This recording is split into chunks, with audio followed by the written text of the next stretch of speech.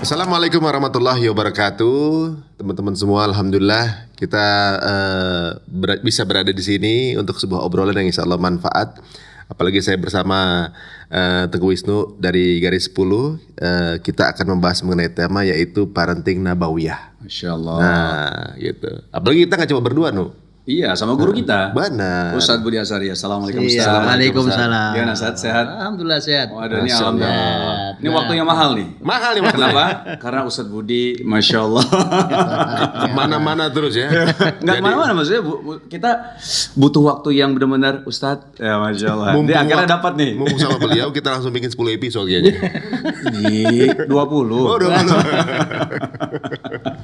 Masya Allah. Mas Ari, ini menarik ya. Yang bab kali ini ya. Ini bab kelima ya. Wah, tapi gini, gimana? Kalau sekarang nih mungkin ya, bahwa setiap rumah tangga itu kan kayak bawa kayak di kapal kapal laut ya. Selalu ada ombak-ombak ya kan. Ada ombak. Nah, pasti setiap masalah keluarga tuh pasti ada konfliknya, masalah segala macam nih. Iya. Sebelum berlanjut ibaratnya kita mau tanya dulu sama Ustadz nih, Ustadz. Ini betul. kan konsep dari Ustadz ini parenting nabawiyah. Oke. Nah, parenting nabawiyah ini apa dulu? Namanya itu dulu kita kasih nama itu gimana ya ngasih nama itu ya? Karena parenting itu bahasa Inggris, nabawiyah itu bahasa Arab itu. Oh iya. Kalau bahasa Arabnya apa parenting? Usroh. Usroh Usroh itu artinya keluarga atau ailah. Ailah itu artinya keluarga. Kalau Arab banget orang Indonesia nggak akrab. Apalagi susah pakai ain, ailah. Susah. Ada ailah susahnya. Merek mobil. Tapi kita belajar bahasa Arab, Ustaz. Itu mobil keluarga berarti ya? Iya. Nyebut merek. Nggak mirip banget tuh, nggak mirip banget. Siap. Nanti siapa tahu dapat sponsor. Oh iya benar. Sebut lagi. Mau yang merek Jangan. Gitu, makanya terus kemudian muncul kalau kata parenting tuh dia akrab. Ya, Ini pertama kali saya munculkan 2011 sebenarnya. Dan memang kita ingin membuat kelas-kelas yang intensif buat keluarga-keluarga. Kan targetnya bukan memberi wawasan. Itu targetnya itu mengubah keluarga Muslim. Masya Allah. Nah. Karena kalau cuma memberi wawasan, saya kira saya cukup dengan ceramah saja. Ceramah di depan umum, depan sekian ribu orang itu cukup. Tapi tidak akan mengubah. Gitu. Tapi mengubah, dan itu keinginan itu alhamdulillah terbukti. Jadi kelas-kelas parenting yang kita buat itu subhanallah itu mengubah. Bahkan kadang-kadang itu perubahannya saya ngeri-ngeri sedap juga itu. Karena orang berubah tuh bisa sampai juga sih. Maksudnya berubahnya benar-benar. Iya, tapi makanya kemudian kita jagain supaya perubahan itu nanti tidak dimanfaatkan oleh iblis lagi. Oke. Ya. Kan orang berubah, orang hijrah itu kan nanti iblis bilang susah kan makanya gitu kan. Tak tunggu di pengkolan gitu. Tungguin pengkolan gitu. Malah pasti ada godaannya lagi Ustaz ya ketika berubah itu Ustaz ya. Iya, pasti, otomatis lah. Mana iblis mau segampang membiarkan dengan semudah itu. Iya. Nah, waktu Nabi hijrah itu kan sebelum Nabi hijrah iblis datang langsung nggak pakai wakil, tidak diwakilkan pada siapapun, ya kan? Tapi datang sendiri, ya kan, berupa orang tua yang bijaksana, yang wibawa, penuh ilmu, hikmah, gitu kan? Datang hanya untuk ikut rapat Quraisy menggagalkan hijrah Rasul. Oh begitu. Iya. Tapi Rasulullah udah tahu kalau itu iblis. Enggak, tapi nggak tahu kedatangan itu, nggak tahu karena si iblis itu langsung datangnya ke kalau di kita majelis parlemennya Quraisy lah. Oh. Namanya Darun Nadwa. Gitu. Oh gitu. Sampai Rasulullah aja diuji gitu langsung. Tapi tema kita bukan hijrah hari ini. Bukan. Takutnya kita melenceng ke sana ya. Kita balikin dulu nih. Kan tema parenting nabawiyah. Soalnya menarik kalau Ustaz udah ngomong ke suatu hal ini, kita tuh bawaannya kayak pengen ngorek-ngorek lagi kan gitu. Karena dalam ya. Wah, dan detail. Yang ceritakan beliau selalu yang kita belum tahu itu yang kepengen kita jadi bikin kita kepo. Iya, gitu benar kan. banget. Nah, Ustaz bilang tadi dari 2011. Iya. Dan sudah terbukti bahwa sekarang ini Masya Allah udah berapa sekolah tuh ya sekarang? Berapa kota ya? Oh, kalau itu lain lagi. Kalau parenting nabawiyah ini kan memang untuk keluarga. Itu yang akademi itu ya Ustaz ya? Iya, Benar, ya? kita namakannya begitulah namanya itu nama aja ya kan. Kita sebut apa namanya? Oh, akademi keluarga lah gitu. Keluarga. Dan kemudian belajar serius gitu sampai kemudian kita kawal kira-kira kalau jadi bukan hanya kita kasih tips gitu. Tapi kita berikan kaidah dasarnya dalam Islam begini cara pandangnya. Kemudian nanti kalau ada hal yang sifatnya teknis sekali ya kita bisa diskusi, bisa bicara, kita kawal terus sampai betul-betul keluarga itu on the track gitu loh. Di atas kebenaran itu. Ya. Nah, gitu. Kalau dari 2011 sampai sekarang berarti kan udah teruji, Ji. Udah teruji. Tapi ada satu poin. Jadi satu poinnya adalah titik tekannya dari nama itu. Bahwa ini namanya parenting nabawiyah itu. Saya berkomitmen untuk tidak mengambil literatur kecuali dari Nabi. Oh ya, kenapa namanya nabawiyah? Nabawiyah. Referensinya langsung Nabi atau siapapun keluarga-keluarga orang besar di sepanjang sejarah Islam yang menginduknya juga ke Nabi. Nah, berarti ilmunya dari situ semua, referensinya dari situ begitulah, semua. Itu kita makanya. Saya pernah ada satu buku yang saya nulis tentang remaja, nggak ada yang remaja. Oh, remaja. Ya tema remaja. Saya nggak cocok sama Mas Ari tuh. Hah? Nggak remaja lagi soalnya. saya lahir langsung tua. Biar puas ya. Itu remaja itu saya kasih judulnya kan remaja antara Hijaz dan Amerika. Itu ada pembaca-pembaca itu ada yang unik komentarnya. Salah satu komentarnya gini, Ustadz saya ini sudah membaca atau bahkan ikut seminar, pelatihan, workshop tentang remaja. Tapi buku antum ini buku paling aneh yang pernah saya baca tentang kok begini cara pandang tentang remaja. Terus dia bilang, kok bisa begini Ustadz? Gimana nih kesimpulannya jauh banget dari semua. Kalau semua yang pernah saya dengar itu mirip-mirip lah. Buku-buku yang saya baca ini kok lain banget itu. Kenapa? Saya bilang gampang, buku halaman paling terakhir. Isinya apa halaman paling belakang? Apa tuh? Kalau buku halaman paling belakang penutup. Daftar isi. Daftar isi. Bukan daftar isi. Referensi. Saya bilang referensi itu itulah yang menentukan isinya jadi begini. Oh, Masya Allah. Yang Anda dengerin, yang Anda baca itu referensinya sama. Tapi lihatlah, nggak ada referensi itu di sini dan referensi saya nggak ada di sana. Oh, ya. Jadi ini masalah referensi ini Mas. Benar. Sehingga masalah gini, keluarga kita ini masalah ketika referensinya bermasalah. Nah, itu masuk akal. Masuk akal. Apalagi gini, kalau kita ngomong mengenai keluarga nabawiyah, berarti referensinya dari Rasulullah SAW. Jadi ibaratnya referensinya karena dari Nabi. Kadang-kadang orang yang memiliki pola referensi yang berbeda atau sudut pandang berbeda akan menganggap ini kok aneh ya gitu ibaratnya. Kok beda ya gitu. Itu berarti hanya perbedaan pandangan dari sudut pandang yang berbeda, tapi hasilnya pun pasti jadi berbeda saja. Jauh lah. Nah, cara untuk memberikan pemahaman kepada yang sudut pandangnya berbeda, kebanyakan orang tuh baru lihat awalnya, belum sampai ke result udah judgement. Nah, itu bagaimana cara untuk memberikan orang pemahaman nih? Pola yang saya tahu biasanya begini, tiba-tiba ada pola begini, which is itu dari Rasulullah misalnya kan? Kok berbeda ya gitu? Belum sampai ke hasil, udah judgement di tengah. Tapi ketika tahu hasilnya, oh hasilnya benar gitu. Nah, bagaimana supaya tetap ada hook gitu ke orang untuk tetap pegangan di situ, nggak lepas sebelum sampai ke hasil itu gimana Ustaz cara memberikan keyakinannya? Itu menariknya metode Qur'ani. Quran itu kan gini ya. Orang pokoknya dulu Nabi SAW waktu dapat wahyu pertama kan di Mekah ya. Di Mekah kan ketemunya sama orang-orang Quraisy nih. Orang-orang Quraisy kalau dikasih teori, yang terjadi kan ujung-ujungnya sehebat-hebatnya debat aja kan. Iya. Mereka nggak setuju, nggak cocok, debat aja. Oh, bernarasi ya ujung-ujungnya. Ya kan? Nah, iya kan ujungnya debat. Dan debat itu pelerainya apa yang bisa melerai di antara kita? Memang kita ini berangkat dari pijakan yang berbeda. Ya kan? Itulah mengapa di ayat-ayat Makkiyah yang turun di Mekah. Itu kebanyakan bukan teori. Tapi kebanyakan adalah sejarah. Kenapa? Kalau sejarah itu sudah teruji secara empirik. Oh iya. Kamu begini hasilnya sudah pernah ada. Kalau kamu begini hasil sudah pernah ada gitu loh. Oke, ya sudah. Ayo kalau nggak percaya sekarang kita coba. Karena ini sesuatu yang sudah empiris, sudah pernah terjadi. Ya dari A sampai Z, dari mulai sebab sampai akibat semua sudah ada. Sebab akibatnya kayak gini. Itu makanya kalau mau belajar tentang teori parenting pun sama. Sama, kalau saya berteori, ya tetap saya sampaikan teorinya begini, oke. Tapi ujungnya paling debat. Nggak apa-apa. Oh, iya. Siap, argumentasi siap. Cuma yang lebih dari itu adalah kita berikan banyak sekali contoh keluarga-keluarga yang berhasil dengan konsep begini. Oh, begitu. Yang tertingginya Rasul SAW. Benar. Jadi memang benar aja ya. Kita punya ilmu parenting biar keturunan kita jadi orang-orang hebat, keluarga kita jadi keluarga yang hebat. Jadi kita punya ilmu parenting bukan kita bisa jadi orang debat. Tinggal resultnya mau apa dulu gitu ya kan? Iya. Ya benar. Karena apapun itu kan pasti ada ilmunya Ustaz ya. Pasti. Karena selama ini bahkan memang penting, ini menarik nih kalau misal sedikit kalau kita bahas akademi apa tadi akademi keluarga.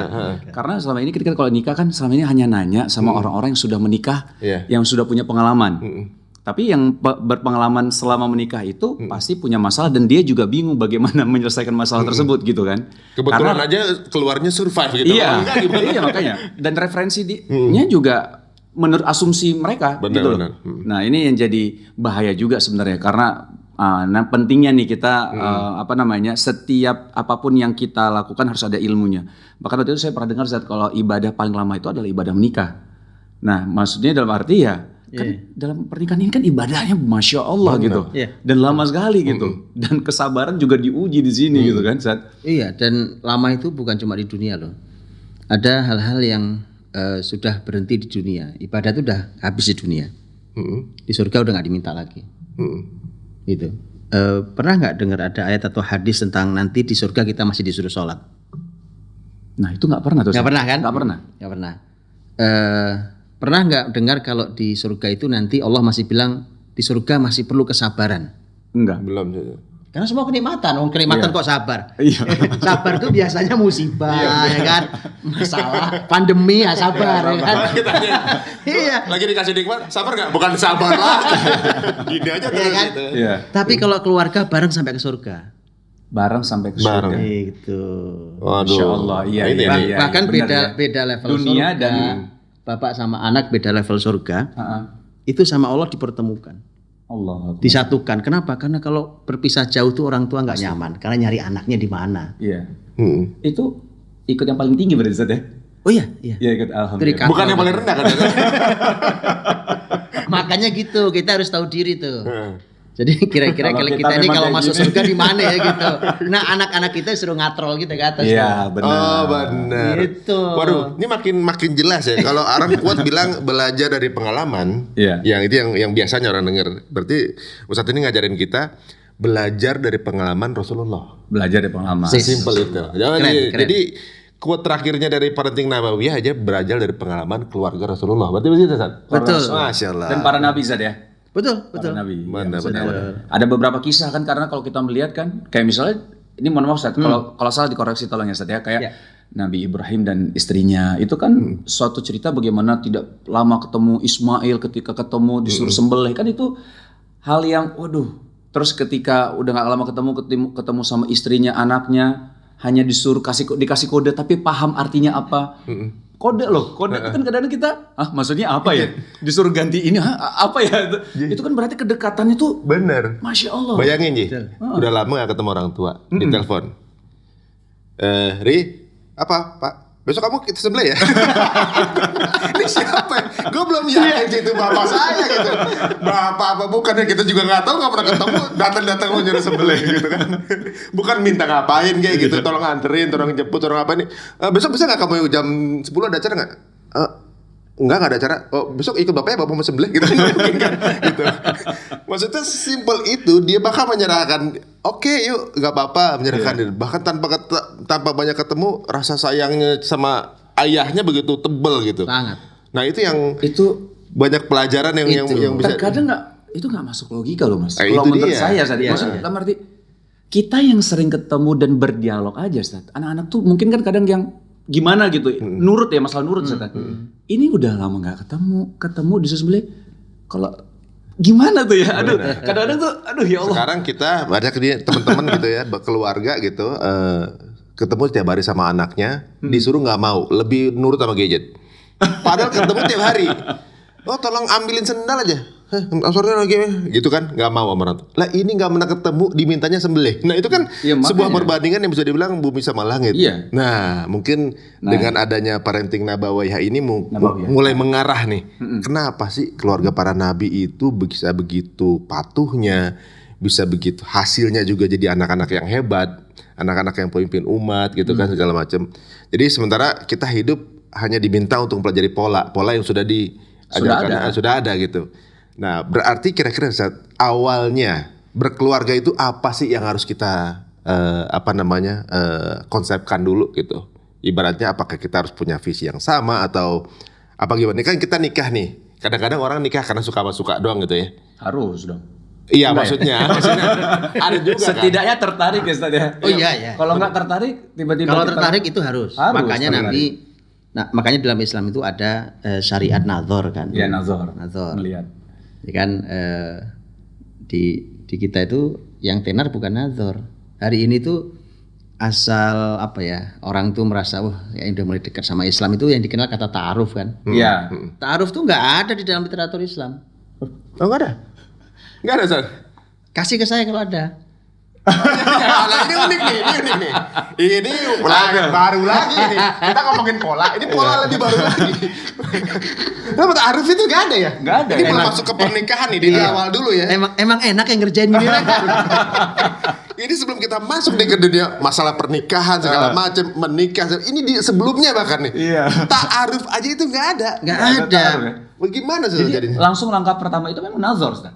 Jadi gini artinya, ta'aruf itu nanti kan saling mengenalkan. Iya, saling berkenalan. Kata-kata itu bukan kata-kata sakral. Gitu loh, bukan kata-kata sakral. Makanya hari ini akhirnya kata ta'aruf itu udah melenceng jauh. Gitu loh. Sebenarnya ini kan ta'aruf hari ini tuh sebenarnya pacaran Islami lah. Sebenarnya pacaran juga gitu loh sebenarnya. Bukan ta'aruf juga yang benar jadi. Kan gitu kan. Kalau nazar itu melihat itu lisan Rasul langsung loh. Iya. Iya kan? Kata Nabi, "Unzur ilaiha fa innahu ahra an yu'dama bainakuma." Ketika ada sahabat yang mau nikah, kata Nabi, "Kamu udah lihat dulu calonmu?" Belum ya Rasulullah. Kata Nabi, "Lihat dulu." Karena kalau kamu melihat itu akan membuat keluargamu lebih awet, lebih langgeng. Nah gitu. Itu tadi kata suka, saya belain Mas Wisnu. Jadi suka dulu tadi gitu ya. Iya kan? Jadi awal tuh lihat dulu gitu ya. Lihat dulu. Kalau kita nggak berkenan berarti boleh kalau nggak jadi gitu. Oh iya. Lah iya ada. Iya. Misalnya pas lagi lihat, matanya doang kayaknya cantik nih. Buka. Gitu. Pas dibuka. Gitu kan. Beda gitu. Itu nggak jadi boleh? Boleh. Karena baru stepnya baru itu Ustaz ya. Yang penting waktu dia mau nazar kan, yang penting dia nggak main-main. Bahwa benar saya mau menikah. Oh iya, tetap niat ya Ustaz. Iya, niat saya tidak sedang mempermainkan wanita gitu ya. Jadi nggak ada istilah beli kucing dalam karung tuh nggak ada. Oh nggak gitu. ada. Nggak ada. Salah persepsi orang. Nggak ada. Salah persepsi. Karena persepsinya itu Ustaz. Apa tuh? Persepsinya ta'aruf itu beli kucing dalam karung. Itu dia kenapa saya bilang ta'aruf. Maksudnya bukan beli ya. Tapi itu mungkin orang merubah konsep itu jadi terlihat seperti sesuatu yang kurang mengenakan dari situnya kali ya. Ya ada yang pleset-plesetin lah. Maksudnya ke situ, padahal ternyata kita ngelihat dulu harus makanya itu suatu perintah berarti Ustaz kan? Perintah Nabi. Perintah berarti. Perintah Nabi. Kamu lihat dulu calonmu. Iya, lihat dulu. Kalau fotonya doang Ustaz? Hah? Enggak harus. Asal antum ridho nggak apa-apa ya kan? Fisik dong. Antum ridho nggak lihat fotonya doang. Kalau ridho nggak apa-apa. Oh gitu. Harus ketemu kayaknya. Tapi sih memang tapi memang Ahsan harus ketemu. Itu lebih baik ketemu karena kan terlihat ya. Bukan hanya wajah tapi kan juga postur segala macam itu. Di foto itu sampai foto diedit lagi kan? Oh iya, ada kemarin ada kejadian itu yang viral di sosmed ya. Yang viral di sosmed ternyata editnya terlalu bagus. Itu kan bukan edit terlalu bagus, bahkan ketika aslinya foto-foto orang. Astagfirullah, serius. Bener, terus itu penipuan dong. Terus ketemu. Jadi pas kalau lagi video call, pakai ini orang cadar. Video call pakai cadar, tapi kalau dikirim foto dianya aslinya pakai foto orang. Memang matanya agak mirip. Jadi pas ketemu dia kecewa gitu. Itu viral kok. Yang TKW dia. TKI. Oke. Gitu. Tapi intinya ya harus melihat tertarik, ada ketertarikan ya Ustaz ya. Iya. Kayak ada Iya, kan ada dikit ya. Berarti emang harus ketemu langsung ya? Ketemu dong. Ketemu serkapang. Soalnya kan kita mau spend waktu seumur hidup sama dia. Harus yang kita klik gitu ya. Makanya kemudian kita buatin Akademi Cinta itu. Nah, ini yang sebelum nikah? Ini sebelum setelah nikah, setelah nikah, dan untuk menjaga supaya awet setelah pernikahan itu lama. Akademi Cinta, wah boleh. Akademi Cinta. Wah, ini banyak jomblo, Ustaz. Banyak jomblo yang kalau ada kabar pernikahan suka jedotin kepala ke tembok nih banyak. Tapi Akademi Cinta ini bukan hanya untuk jomblo, untuk kita juga penting. Oh gitu. Oh iya, kita juga karena penting. tadi masalah menjaga kan. Makanya saya bilang kan. Coba tuh, Rasul waktu bermesraan dalam tanda kutip yang baik ya. Artinya Aisyah dagunya di pundak Nabi. Terus ke depan tuh ngelihat sahabat lagi pada latihan tombak gitu. Iya. Berapa umur Nabi waktu itu? Sudah lumayan berumur. Nabi itu hijrah ke Madinah aja udah 53 tahun. Gitu. Hari ini Nabi berkali-kali Nabi bilang ke Aisyah, udah belum? Gitu. Kan yang dari sini nih. Iya. Kata Nabi, Aisyah tuh bilang, lihat kalimat keren banget. Aisyah bilang gini, sebenarnya saya tuh nggak suka nonton itu. Ngapain itu kan tombak laki-laki banget gitu, laki-laki main tarian perang lah istilahnya. Kata Aisyah, saya nggak suka, nggak mau nonton gituan. Cuma agar semua istri-istri Nabi tahu betapa dekatnya saya sama dengan Nabi itu. Gitu. Lagi pamer kekuasaan. Jadi mereka pun ada. Tapi gini Mas, teori ini antum berdua sih nggak akan paham. Kan nggak ada saingannya. Nggak. Langsung case close. Kita mau ngebahas itu. Kalau calon saingan boleh nggak sih? Nggak ikut ikutan ya. Mas Ari katanya ada calon saingan katanya Mas. Saya tidur di keset sama kucing. Waduh, ini menunjukkan ya, itu Rasulullah itu berarti umur 50-an. 50. Oh, lebih. Udah lebih berarti ya. Lebih. Berarti sebentar lebih. Masya Allah. Artinya gini loh, saya tidak pernah ada kata tua untuk bicara cinta.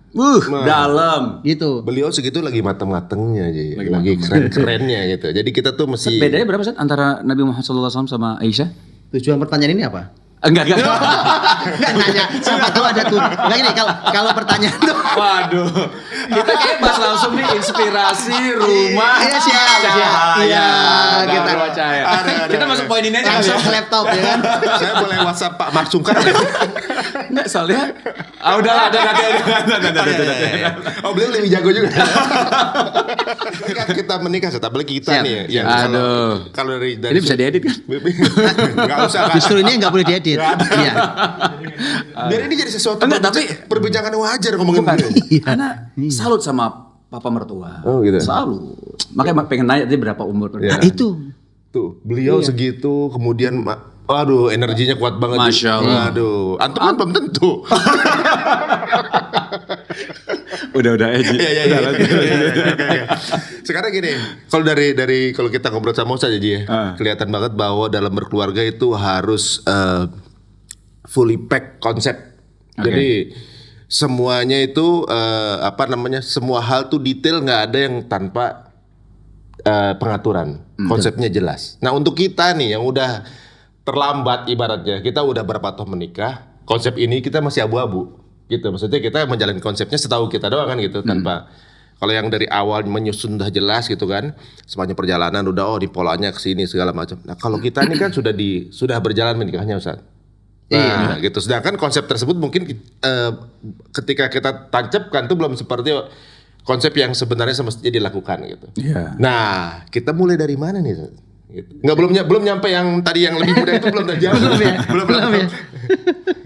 Dari mana mulainya ya? Ini kan sebenarnya menyikapi keterlanjuran. Keterlanjuran. Selain gitu kan. Saya itu mungkin ini karena fenomena ya. Saya ngisi di berbagai kota dulu, saya masih keliling-keliling ke berbagai kota di Indonesia itu. Asal bicara parenting tuh, selalu muncul pertanyaannya itu. Ya gimana dong Ustaz? Ya anak saya udah besar, ya gimana dong gitu. Jadi gimana cara menyikapi itu? Nah memang nampaknya saya selalu bilang gini.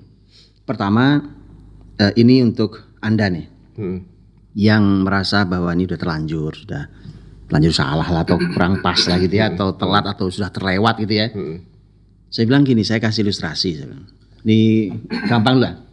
Ilustrasinya itu kayak orang mau ke bandara, mau terbang nih kita, ya kan? Ternyata lihat jam ini telat nih, wah nggak keburu nih. Ini kalau pakai jalan biasa nggak keburu, betul kan? Benar. Iya. Apa yang dilakukan? Cari jalan paling cepat. bandara lain. Cakep nih. Ini jawabannya tuh ini bukan out of the box nih. Ini no box nih. Keren ini. Karena ini jawaban sepanjang saya keliling Indonesia dan keluar Indonesia belum merasa dengar ini. Padahal bandaranya nggak ada penerbangan ya, Nah, makanya baru tutup benerannya coba. Gimana Zat? Kira-kira. Ya kalau telat maksudnya cari jalan yang paling cepat ya, Zat kan? Otomatis kan? Dia harus berpikir keras kan. Iya. Gimana caranya saya nggak telat nih. Iya. Misalnya ganti transportasi gitu. Apapun, entah ganti transportasi lah, turun lah, mungkin naik motor lah, apalah segala macam gitu kan. Pokoknya berpikir begitu kerasnya bagaimana saya berjalan dengan jalan yang tidak biasa. Saya tidak melalui jalur kebanyakan orang lalui. Kenapa? Saya udah telat. Kalau lewat sini udah pasti telat. Iyalah. Orang lain lewat jalur ini mau ke bandara karena dia masih jam nanti penerbangannya. Oke. Oh, jadi misalnya macet di jalanan ini, kita udah tinggal setengah jam nih misalnya. Betul. Jadi kita ini kan karena sudah telat istilahnya, ini udah telat nih udah. Ilmu parenting juga udah telat udah ini gitu. Nah, itu harus menempuh jalur yang tidak biasa. Nah, Harus contohnya yang berani. tidak biasa tuh yang gimana? Zat? Contoh ya kan, contoh gini. Sebenarnya sebelum itu ada sebenarnya sih. Apa tuh? Sebelum itu sebenarnya gini, kalau kita yakin kita salah, orang salah itu kalau dalam Islam disuruh ngapain? Istighfar. Istighfar. Oh. Istighfar dulu, tobat dulu. Ya ayyuhalladzina amanu tubu ilallahi taubatan nasuha. Ya kan? Itu jadi suruh tobat dulu, kita tobat dulu. Karena kalau sudah tobat itu insya Allah jalan berikutnya dimudahkan. Oh. Saya sering bilang ayat di Istighfar surat dulu ya. Surat Iya. Nuh, bisa deh. Enggak, surat At-Tahrim. Oh, surat Tarim. Ya, surat At-Tahrim itu kan ayatnya kan itu. Wahai orang beriman, ya ayyuhalladzina amanu tubu ilallahi taubatan nasuha asa rabbukum ayyukaffira ankum sayiatikum wa yudkhilakum jannat. Wahai orang beriman, taubatlah pada Allah dengan taubat nasuha, semoga Allah ampuni kalian dan semoga Allah masukkan kalian ke dalam surganya. Saya bilang, wong surga saja kita dikasih, apalagi cuma urusan didik anak istri kan. Gitu. Surga aja dikasih loh sama Iya, Allah iya, gitu. Maka mudah-mudahan kalau kita sadari ya Allah saya salah, ya Allah astagfirullahaladzim, istighfar yang banyak ya kan, mohon ampun ya Allah. Ini amanah keluarga yang ternyata saya nggak ngerti ilmunya, tapi ternyata udah terlanjur sebagiannya salah. Nah mudah-mudahan kalau kita taubati betul, nanti Allah tunjukkan jalannya. Gimana cara memperbaikinya? Itu satu tuh. Yang kedua baru tadi teknisnya. Jangan tempuh jalan biasa dong. Jalan biasa tuh ya, umpamanya gini, saya nyekolahkan anak. Jalan biasa ya sekolah apa ya, TK, SD, SMP, SMA, kuliah S1, S2, S3 kan gitu kan? Iya. Itu sekolah biasa, jalan sekolah biasa. Sementara kita lihat, wah ini nggak masuk nih. Maka jangan tempuh jalan itu. Kalau kita betul ingin sesuatu yang istimewa dari generasi kita, bahkan saya bilang, kalau betul Anda ingin anak Anda baik dan Anda sadar sekarang ilmunya ternyata Anda salah, jangan nanggung-nanggung, berhentiin aja kuliahnya. Loh ya dong. Harus ekstrim ya? Loh, maksud saya sebenarnya bukan ekstrim sih, bahasanya apa ya? Bukan ekstrim, bukan. Berani ambil keputusan. Ya berani lah. Berani keputusan. Tadi kan telat ke bandara telat. Ini kalau saya terusin nih naik mobil nih, macet. Udah pasti ketinggalan. Udah aku turun di Keluar dari sini, tol, cegat kendaraan, motor apa, ayo. Yuk, naik motor. Nah, umpamanya ambil keputusan. Enggak nyaman ya, iya enggak nyaman. Iya. Tapi ente telat masalahnya ini udah gitu. Nah iya, kalau misalnya tuh kalau kayak begitu tuh ekstrimnya kayak begitu bisa dijalanin. Misalnya keluar macet nih, keluar dari mobil, lompat keluar jalan tol, cari ojek misalnya gitu kan, harus dijalanin tuh. Kalau enggak ya nggak nyampe. Nggak nyampe. Gitu Lompat ya. keluar jalan tol ya. Keluar. Iya kan macet. Iya. Lompat jalan tolnya tinggi lagi ya. Jangan cari yang tinggi. Tapi paling keren emang cari bandara lain, saat itu paling keren. Seumur hidup baru dengar saya itu. Sampai seumur saya sekarang nih. Luar biasa. Iya. Keluar Cilandak, kita mau ke Surabaya nih. Iya. Macet nih ke bandara. Cari Halim. Iya. Nah, pas di Halim nggak ada ke sana. Apa telat? Nggak nyampe dong kita. Oh, jadi salah satunya itu dari pendidikan dulu ya. Yang awal. Jadi contoh aja. Contoh.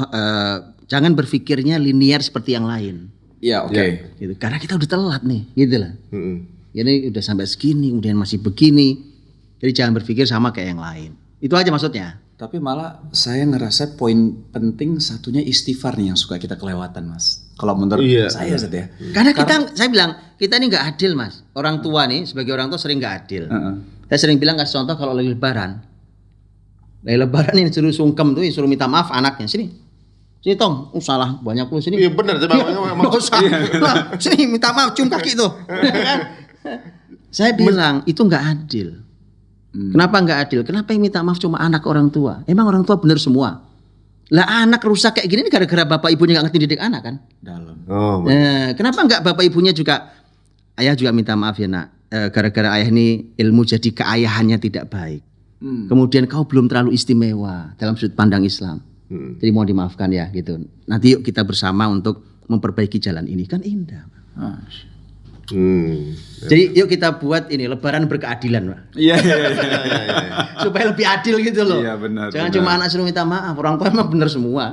Padahal orang tua juga bisa durhaka sama anak Ustaz ya. Selama ini kan kita berpikir anak durhaka sama orang tua. Itu pentingnya ilmu sih ya. Pentingnya ilmu. Jadi kan selama ini kita tuh menjalankan pola-pola yang sudah biasa dijalankan, gitu. Dan mungkin di luar ini karena kita belum ada ilmunya, kita ngerasa ya polanya begini ya benar kan gitu kan. Wah, salah satunya itu apa aja saat yang perlu diperbaiki untuk merubah jalur ini? Apa namanya untuk bikin lebih cepat lagi gitu. Kan tadi satu pendidikan contohnya. Apa aja tuh yang perlu dibongkar? Iya, kan memang gini kan. Sebenarnya kan memang semua hal itu apapun lah ya. Umpamanya kita punya perusahaan, umpamanya gitu ya. Kan perusahaan kan juga sebelum kita menjalankan perusahaan itu kan jelas ya. Kayak orang bikin perusahaan lah gitu ya. Perusahaan tuh apa tiba-tiba kita buka. Kita jualan, kita produksi. Kan enggak gitu. Pasti ada perencanaan dulu yang matang. Persis sama di keluarga muslim itu juga ada perencanaan yang matang. Ada tema visi misi di sana. Iya. Ya baru begitu seterusnya. Ini bangun keluarga loh. Iya, saya sering gampang ini paling gampang karena ini Quran banget. Pendidikan apapun itu ya, generasi inilah termasuk anak-anak kita, termasuk keluarga kita. Pendidikan itu oleh Allah SWT diibaratkan seperti menanam tanaman. Itu kita bisa baca diantaranya di surat akhir surat Al-Fat. Ayat yang kita juga sering dengar, Muhammadur Rasulullah. Walladzina ma'ahu asyidda 'alal kuffar ruhama bainahum seterusnya. Di salah satu kata-katanya itu Allah itu kan panjang ayatnya, penutupnya tentang Muhammad Rasulullah dan orang-orang yang bersamanya. Itu para sahabat, hasil didikan Nabi Muhammad. Ya, di situ ada dua penjelasan. Yang tercatat di dalam Taurat begini, yang tercatat di dalam Injil begini, tentang Nabi Muhammad dan sahabat-sahabatnya. Nah, yang saya ingin sampaikan yang tercatat dalam Injil.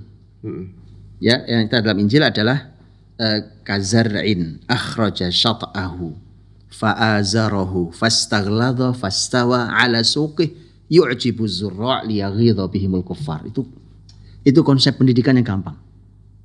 Jadi ayatnya bilang Nabi Muhammad dan sahabatnya itu seperti pohon, kazar'in, seperti pohon.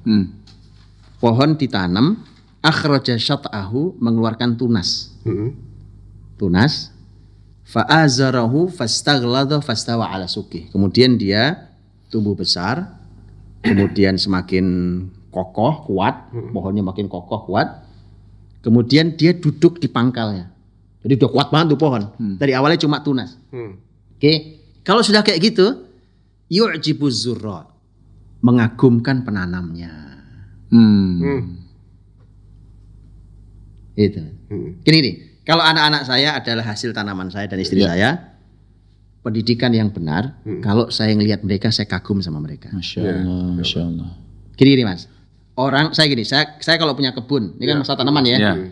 Pokoknya saya punya kebun jeruk. Gitu ya. Saya udah prediksi nih, kayaknya dipanen 1 ton. Oke. Ternyata panennya 1 ton beneran. Umpamanya ya, 1 ton beneran.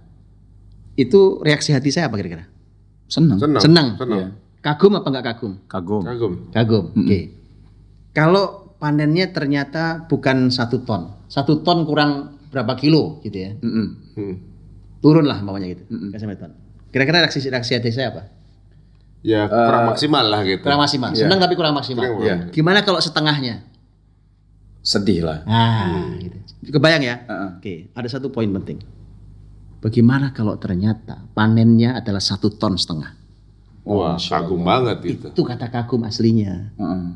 Karena kalau 1 ton itu, masa udah prediksi. Iya. Oh, kagum di luar itu. Ekspektasi kita. Kalau 1 ton kan saya udah prediksi. Bahagia, jelas bahagia saya. Sesuai dengan prediksi saya. Begitu ditimbang 1,5 ton. Masya Allah. Itu anak-anak Analogi ya. Iya. Anak-anak kayak gitu juga. Persis. Di posisi usia berapa tuh Ustaz kita bisa menilai kita bisa ini kan kekaguman kita? Setiap fase usia itu ada hasil yang harus mengagumkan kita. Karena Allah tidak bicara di usia berapa. Makanya saya sering bilang juga ini teori yang salah juga. Saya sering bilang kasihan ya orang tua hari ini. Untuk bahagia tuh nunggunya lama banget. Jadi banyak gini, orang tuh sedih terus sampai anaknya selesai kuliah kerja baru dia alhamdulillah Pak udah lega. Saya kenapa lega? Anak saya udah selesai kuliah. Kasihan ya Anda ya, gitu ya. Untuk bahagia nunggu bertahun-tahun gitu. Baru gitu ya. Dalam Islam itu bahagia setiap saat, Mas. Di setiap fase usia anak kita harus menemukan bahagia. Waktu itu teori lain lagi itu nanti ada teori tentang masalah korma dan fase korma itu berhubungan erat dengan tema pendidikan. Masya Allah. Oh ya, berarti memang tiap fase itu kita bahagia. Fase Karena kita kan ada bahagia. beberapa kalau misal ini ngomong ini saja. Ya udahlah sabar dulu lah di umur segini memang anak kayak gitu. Nanti umur gini udah enggak lagi. Maksudnya kadang-kadang kan ada masa-masa sabar. Itu nggak ini juga nggak sih Zat sebenarnya? Kayak fase yang kita harus sabar dulu. Nanti di umur ya SD udah enak. Nanti udah kelas 5, kelas 6 nanti kita udah bisa ajak dia untuk berdiskusi lah segala macam. itu kayak pola yang tadi tuh. Pola yang tadi. Pola umum kayak gitu. Terus sabar dulu nanti berarti kalau menurut Ustaz tuh bahwa setiap fase itu ada bahagia. Ada bahagianya. Ada bahagianya. Itu sama seperti pola banyak masyarakat tuh. Misalnya sekolah sampai umur berapa tuh sampai kuliah? 20 Ya, sampai kuliah tuh umur berapa? 20 ya? Nggak tahu ya lupa. Nah, misalnya gitu lah. 21, 22 lah gitu ya namanya. Mulai sekolah umur 5 tahun gitu. Udah playgroup 5 tahun, sekolah tuh sampai umur 21, 22 gitu kan. Habis itu kerja gitu kan. Kerja pensiun sampai umur 55. Habis itu baru menikmati pensiun cuma 13 tahun. nanti kan nyantai kok buat terima uang pensiun 13 tahun baru dari puluhan tahun yang lu habisin di dunia gitu kan. Itu kalau pola bahagianya karena itu. Itu kalau begitu mati masuk surga masih menarik, Mas. Iya. Iya dong ya kan. Benar. Masih ada harapan tuh. Iyalah gitu. Karena itu kebahagiaan hakiki Ustaz ya. Ketika masuk surga kan. Surga itu Masya Allah. Iya Masya Allah. Berarti di setiap di fase dunia itu kita susah, dikasih sengsara, kebahagiaan ya. surga nggak jelas. Aduh kasihan gitu loh. Benar. Ya kan. Ya. Tapi kalau gini Ustaz, ini jadi ngomong bahagia dikit ya. Bahagia dan lelah. Ini kalau kita bilang lelah bukan berarti kita nggak bahagia kan Ustaz. Karena maksudnya ya kita lelah nih dengan lelah tapi senang kan nggak jadi. Iya, lelah maksudnya lelahnya beda gitu. Maksudnya waktu istirahat kamu adalah ketika kaki kamu menginjakkan ke surganya Allah gitu. Itu berarti kita memang bahasanya ya ini saat bukan nggak bahagia ya, tapi memang ini saatnya di dunia ini kita menanam dan nanti ada hasilnya dan ujung-ujungnya kebahagiaan hakikinya kita ketika masuk surga itu benar Ustaz? Surga itu kebahagiaan puncaknya. Oke. Kebahagiaan puncaknya. Ya. Tapi surga neraka itu DP-nya udah ada di dunia, Mas. Waduh. Nah, contohnya kan? Ya, contoh. Nih kita lagi panas nih, cuma di luar lagi mendung kayaknya nih, ya kan? Tapi kalau lagi terik panas betul, apalagi di padang pasir bisa setengah air mendidih ya kan, lebih ya kan? Kata Nabi, idza shtaddal har, kalau panas sedang terik, fa'abridu bis shalah. Salatmu didinginkan. Makanya ada sunnah mengundurkan sedikit waktu zuhur. Karena pas terik matahari itu panas luar biasa. Di negeri yang panas sekali itu ada sunnah untuk menunda sedikit waktu zuhur. Itu perintah Rasul. Kenapa? Kata Nabi, fa inna shiddatal har min fayhi jahannam. Karena panas terik itu adalah asap jahanam. Oh, berarti terhubung dong. Ya kan? Jadi surga neraka itu di dunia ini DP-nya udah ada. Nah, sama makanya orang-orang calon penghuni neraka itu kan juga ketahuan. Ketahuan tuh maksudnya begini maksud saya kan, bukan berarti kita bisa mengklaim bukan. Tapi maksudnya adalah lihat ya, orang neraka itu namanya neraka dengan semua siksanya waliyadzubillah. Itu apa sih? Ada nggak sih bahagia? Kok bahagia istirahat aja enggak? Panas membakar itu sangat tidak nyaman. Oke. Kemudian ternyata oleh Allah dikasih dingin. Di neraka ada musim dingin loh. Ada juga? Pernah dengar ya? Oh, dinginnya benar-benar. Saya belum pernah ke sana. Udah ada musim dingin. Iya. Saya sih belum pernah ke sana. Iya. Nauzubillah jangan sampai. Jangan ya kan. Itu kalau dibuat wisata nggak ada yang mau daftar. Makanya itu. Tapi para ulama bilang ternyata ternyata dinginnya itu malah lebih menyiksa daripada panasnya. Nusuk. Iya, jadi sebenarnya gini. Sebenarnya Allah cuma ingin menyiksa mereka. Tentu dengan kezaliman mereka di dunia. Allah ingin menyiksa mereka. Jadi mereka harapannya wah ini bisa istirahat di musim dingin, istirahat dari panas ya kan. Ternyata malah lebih menyiksa. Jadi Allah buat kecewa, Allah kecewakan mereka gitu. Artinya gini loh. Umpamanya tentang keluarga. Lah kalau keluarga itu kalau nggak jauh-jauh dari perilaku ahli neraka, ya isinya kayak gitu. Ya, panas salah, dingin salah, ya kan? Gini salah, itu salah, semua salah. Tidak nyaman, ini nggak enak. Aduh sebel, isi nggak. Tapi kalau surga lihat, surga apa yang nggak enak? Oh, enak semua. Itu aroma oke, mata pandangan oke. Ya kan kenikmatan semua oke itu.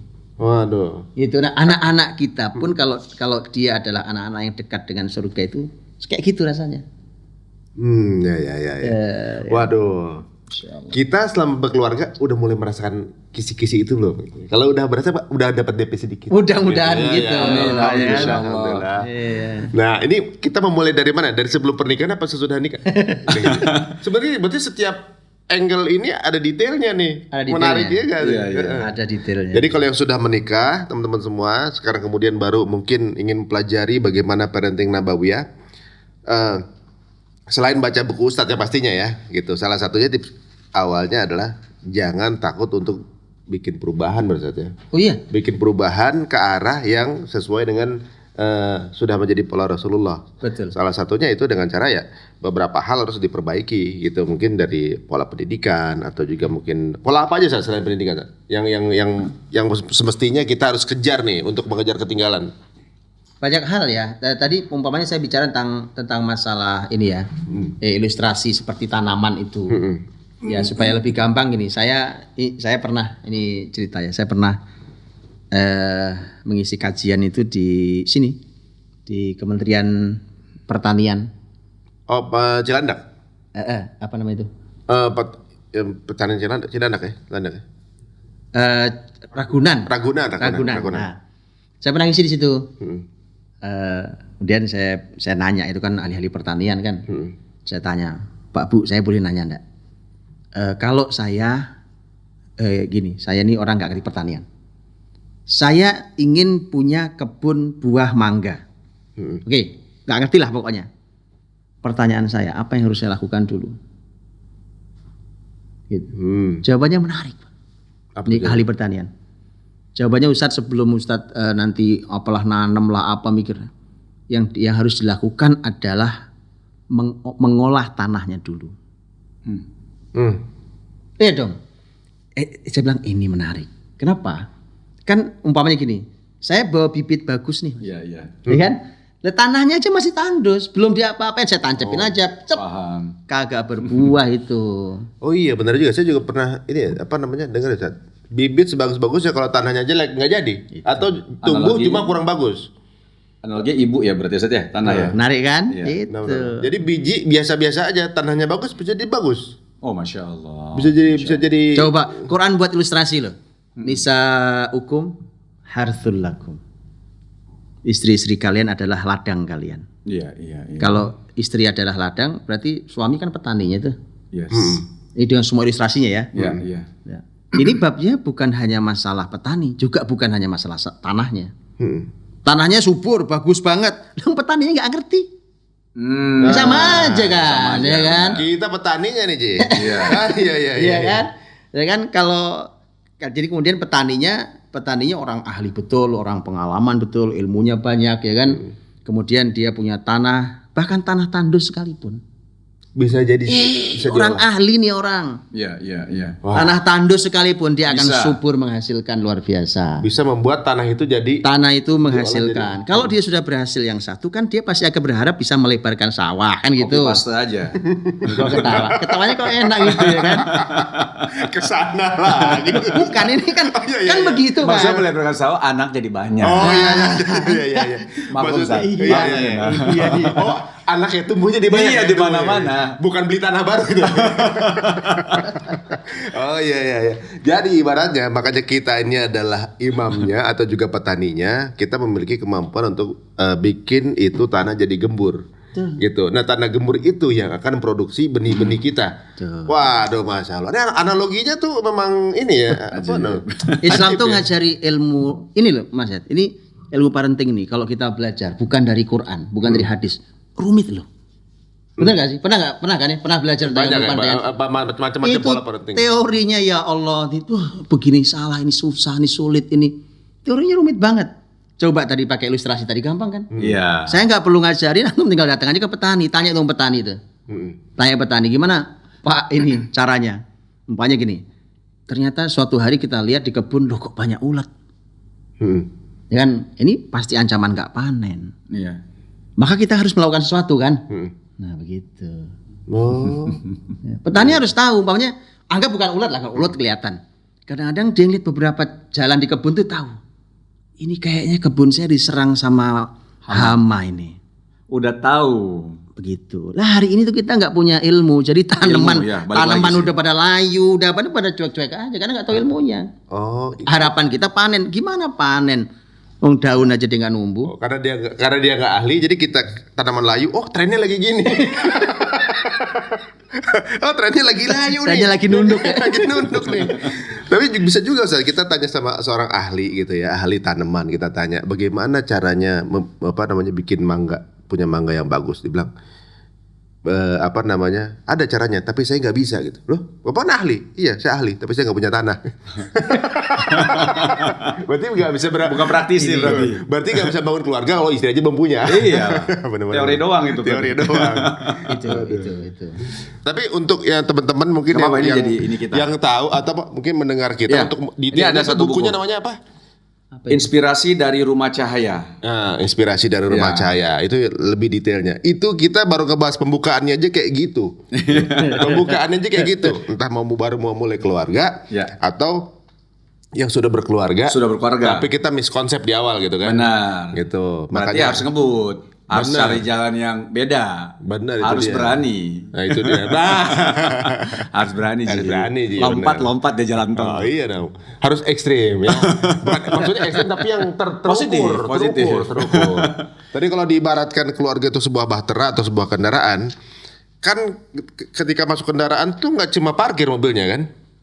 Mesti jalan tuh mobil kan? Iya. Nah, ketika jalan mobil, jalannya kemana kan mesti tahu tujuannya. Iya dong. Nah, ada juga teman-teman atau juga kita juga mungkin juga ngerasain dulu juga. Kita berkeluarga ya kawin aja Ustaz. Maksudnya arah tujuannya yang fokus jelasnya tuh kita jadi maksudnya Nikah, gini, punya anak, sebagai gitu. manusia kodratnya ketemu pasangan, menikah, punya anak, cuma segitu aja, Ustaz. Melanjutkan keturunan. Bekerja, melanjutkan keturunan, bekerja, begitu aja saat gitu. Jadi mobil jalan, tapi nggak tahu mau kemana. Nggak tahu kemana. Jalan aja yang penting kan gitu. Nah, ini mungkin sekarang lebih dikerucutkan arahnya bagaimana kita menentukan titik poin tujuan dalam berkeluarga itu. Ya teman-teman semuanya, sepertinya pengenalan ini baru pengenalan aja. Ini baru pengenalan. Baru pengenalan aja kita ini udah kayak ngerasa kepo ya. Kepo banget, Masya Allah. Waduh, mudah-mudahan sekarang teman-teman juga yang menyaksikan udah mulai manasin mesin ya. Karena belum tahu jalan mau kemana sama kayak saya nih kan kita nih. Iya. Sedikit poin yang kita bicarakan tadi Ustaz. Kalau dari Ustaz paling relevan untuk mengetahui. Kalau kita takutnya bercanda semua ya. Hah? Bukan bercanda, emang semuanya bercanda gitu. Takutnya kalau saya suruh ngasih kesimpulan episode ini itu kalau benih. Fadhol Ustaz. Iya, tidak usah ragu. Kalau urusan keluarga itu belajarnya sama Nabi. Kenapa? Satu poin aja. Rasul pernah berikan jaminan. Kata Nabi, khairukum li ahli wa ana khairukum li ahli. Orang terbaik di antara kalian adalah yang paling baik pada keluarganya, dan aku, ini jaminan dari Nabi nih. Dan aku adalah orang terbaik pada keluargaku. Masya Allah. Masya Allah. Itu udah solid sih sebenarnya. Jelas banget ya. Jadi belajarnya udah nggak usah kemana-mana. Jadi belajar dari pengalaman Nabi Muhammad sallallahu alaihi wasallam. Masya Allah. Kayaknya banyak curhat sama Ustadz juga udah banyak sih sebenarnya. Kalau ini nggak ada udah Ustadz kita kayaknya malah saya malah belum dengar kayaknya nih ya kan. Yang banyak pengalaman kan di sini nih. Iya kan, hijrah, cinta, ya kan. Kalau kayaknya ada hijrah, kita ingin berhijrah lebih baik. Tapi ada hati yang harus dijaga. Yes. Ada cinta yang harus dijaga. Kadang kayak agak dilematis gitu. Waduh, pilih mana gitu. Tapi Ustadz pernah nggak Ustadz ada yang curhat sama Ustadz memilih antara hijrah atau cinta, tapi terpaksa memilih salah satunya, itu ada nggak? Kan ada juga teman-teman semuanya, ada yang hijrah sama cinta, ada yang sukses hijrah dan cintanya akhirnya sejalan. Ada juga mungkin yang harus nggak sejalan, ada juga kan di kadang-kadang. Tapi kalau di Ustadz ada suka curhatan ya? Iya ada banyak itu. Banyak ya. Ya tadi masalahnya kadang-kadang ya hanya masalahnya cuma masalah waktu kadang-kadang. Kesadaran hijrah yang tidak bersama. Namanya kadang-kadang hidayah kan datang kapan saja ya. Ya kan, umpamanya datang pada sang suami kesadaran untuk berislam, istrinya belum. Ya itu aja udah masalah serius tuh. Atau sebaliknya. Tapi dulu saya lebih sering menjumpai, tapi dulu karena ini ya, saya nggak tahu dulu karena dulu saya punya banyak pengajian ibu-ibu diantaranya. Itu terasa betul itu. Jadi ibu-ibunya itu rajin ngaji, wah ngajinya itu seminggu bisa berkali-kali tuh. Dengan dapat ilmu Islam ideal gitu ya. Begitu pulang lihat suaminya, begini doang seminggu nih. Itu terasa ya. Terasa itu. Makanya terus saya pensiun jadi ustadz. Ustadz ibu-ibu. majelis taklim. Bukan, dia majelis taklim. Ditangisin terus mas. Curhatin terus. Iya. Terus saya berat ya gitu. Karena tadi. Iya. Gimana tuh? Tapi kalau Ustadz pengen dicurhatin terus ya sudah. Bisa nggak diluarin? Mas, tapi menarik nih kalau misalnya kita bilang kita juga kan mencoba untuk menjadi lebih baik lagi mas ya, tadi ya Ustadz, maksudnya kita mencoba untuk menjadi lebih baik lagi. Cuman memang dibilang tantangan juga ada, gitu kan, ada tantangannya, ada perjalanannya. Menarik juga sebenarnya Mas Ari juga, Ustadz. Jadi dulu kalau kita lihat Mas Ari ini, wah, ya kan, Fiji, di mana-mana sepertinya ya kan. Jadi kalau ketemu Ari, wah. Dan ya dua-duanya kan di dunia entertainment juga. Cuman Masya Allah yang Anda lihat nih Mas, antum kan mulai ngegas.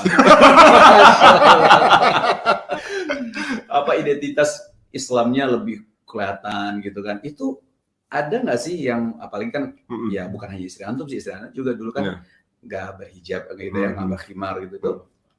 Pengen tahu sebenarnya Ustaz. Harus dibagi saya kira. Harus dibagi tuh. Harus kira manfaat nih buat. Gimana tuh tantangannya? Dulu saya tuh apalagi zaman metal banget saya. Metal ya. Itu saya tuh nggak kurang tidur Ustaz. Mata tuh ditemin tuh. Itu kan nge-metal kan. Iya. Mata ditemin, kuku pada hitam. Kalau manggung ini juga hitam juga. Makan cumi.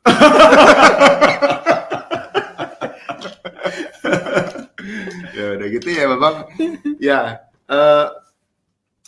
di proses ketemu sama istri saya aja sebenarnya udah seperti hadiah dari Allah sebenarnya. Gitu. Tapi memang dalam apa namanya mendekat ke jalan Allah itu sebuah proses sebenarnya. Maksudnya sebuah proses yang abis ini challenge-nya ini gitu ya. Ternyata menikah sebagai suami istri enggak semata-mata cuma nikah aja tuh selesai gitu kan. Ya dulu ngejalaninnya nikah ya happy aja, ada ini didik anak gede punya keluarga, cari nafkah, sesimpel itu. Belum ada yang apa namanya kita tuh mau kemana gitu kan. Gitu. Sampai pada satu titik di mana kemudian saya sudah lagi ya proses belajar lah. Saat itu lagi proses belajar karena ya ada saya dulu sebenarnya gini Ustaz, termasuk orang yang suka kalau ada orang ngaji tuh nyinyir. Saya dulu termasuk gitu. Iya. Jadi main analogian gitu, main logika-logikaan gitu kan. Kalau ada orang ini pasti gini, nah ketemu sama teman saya yang suka berdialog itu. Tersentil dengan satu perkataan dia, saya rasa Apa tuh kata-katanya, Mas? ada lah. Ada, pokoknya. Salah satunya yang itu yang kalau misalnya antum tiba-tiba meninggal sekarang, followers segitu banyak buat apa? Gitu salah satunya. Tapi setelah sepanjang obrolan kita gitu, banyak hal yang di situ mulai sedikit demi sedikit gitu kan, mulai belajar. Nah, belajar juga ngumpet-ngumpet, tadinya masih santri YouTube gitu. Jadi pokoknya apa yang saya mulai belajar dikit-dikit, ngumpet-ngumpet. Kenapa ngumpet-ngumpet belajar? Dulu lingkungan masih belum kondusif. Oh, jadi kayak kalau belajar tuh kayak malu gitu. Malu gitu. Ngumpet gitu. Kalau aja tuh tutupannya banyak banget Ji. Oke. Gitu. Pernah pergi ke satu lokasi itu pakai sorban tuh kayak ninja Ji, makanya doang sama supir gue. Tapi emang supir gue juga suka ngajarin dia juga ngaji juga gitu. Si itu ya? Ujang. Si Ujang. Sekarang jadi guru ngaji di Bogor kan. Iya, Gitu, dia suka ngingetin juga. Bagus juga sih ibaratnya tanaman kita kerja malah suka ngingetin. Nah, kalau sampai ngumpet, sampai kelihatan cuma mata doang biar gak kelihatan, demi supaya citra diri nggak bergerak gitu. Cie-ciein ya. Maksudnya kan, jadi kalau misalnya urusannya dekat sama agama kan lain segmennya nih. Oke, segmen. Maksudnya buat jualan ya dulu kan gitu pikirnya kan. Gitu, kan. Satu momen istri sudah mulai ngelihat kayak ada yang berbeda nih sama suami. Gitu. Mungkin dia diskusi dengan teman-temannya, kayak laki lo agak mulai ada aneh nih, postingannya udah mulai gimana gitu kan. Misalnya nge-repost sebuah kajian atau mungkin hikmah dari ustadz gitu misalnya. Oh, ustadz, bisa dia masuk kamar nih. Apa? Hijrah, lebay. Aduh. Serius? Ini bini gue sendiri. Gimana? Apa hijrah lebay gitu. Itu harga diri gila gitu kan. Wah, gitu kan itu dari begitu kan. Sedih banget itu. Asli sedih banget itu. Enggak kebayang. Jadi dulu kalau ada ngomongin mengenai hijab kontra aja. Dia ini kan orangnya maksudnya nggak mudah untuk diyakinkan. Melakukan sesuatu tuh harus dengan argumen yang jelas gitu. Dia yakin, oke, gitu. Nggak main asal ngikut aja. Ini muji diri sendiri nggak sih? Apa? Nggak gampang diyakinkan, akhirnya dia yakin nikah sama Mas Hari. Kalau itu masalah selera. Makanya kemarin waktu ini intermezzo saya lihat masa beginian ada di rumah nih seleranya bini gua nih, aduh parah. Lu kan juga seleranya dia. Oh ya enggak, kalau kali ini doang. Kenapa harus berhijab segala macam? Dia punya argumen ternyata. Jadi dia bahkan udah menyiapkan link yang pendapatnya berbeda. Link-linknya dikirim. Jadi misalnya saya link mengenai kajian mengenai hijab misalnya gitu. Dia udah punya balasannya. Bisa saya mungkin posting dia bisa B C D E F G A B C lagi gitu kan. Sedangkan ilmu saya masih kurang kan. Ini nge-recall-nya gimana ya balikinnya gitu kan. Nah, wah, enggak mudah. Kebayang saya perjuangannya ini enggak mudah. Nah, di situ udah mulai nih, ketika saya udah mulai milih-milih kerjaan, tambah ini lagi. Kamu tuh kepala rumah tangga, mestinya kamu tuh cari nafkah, nggak usah milih-milih lah pekerjaannya. Gitu. Gitu. Dulu ada di satu acara yang menang buka rekening bank. Gitu kan. Kalau masih belajar, wah ini bahaya banget gitu kan.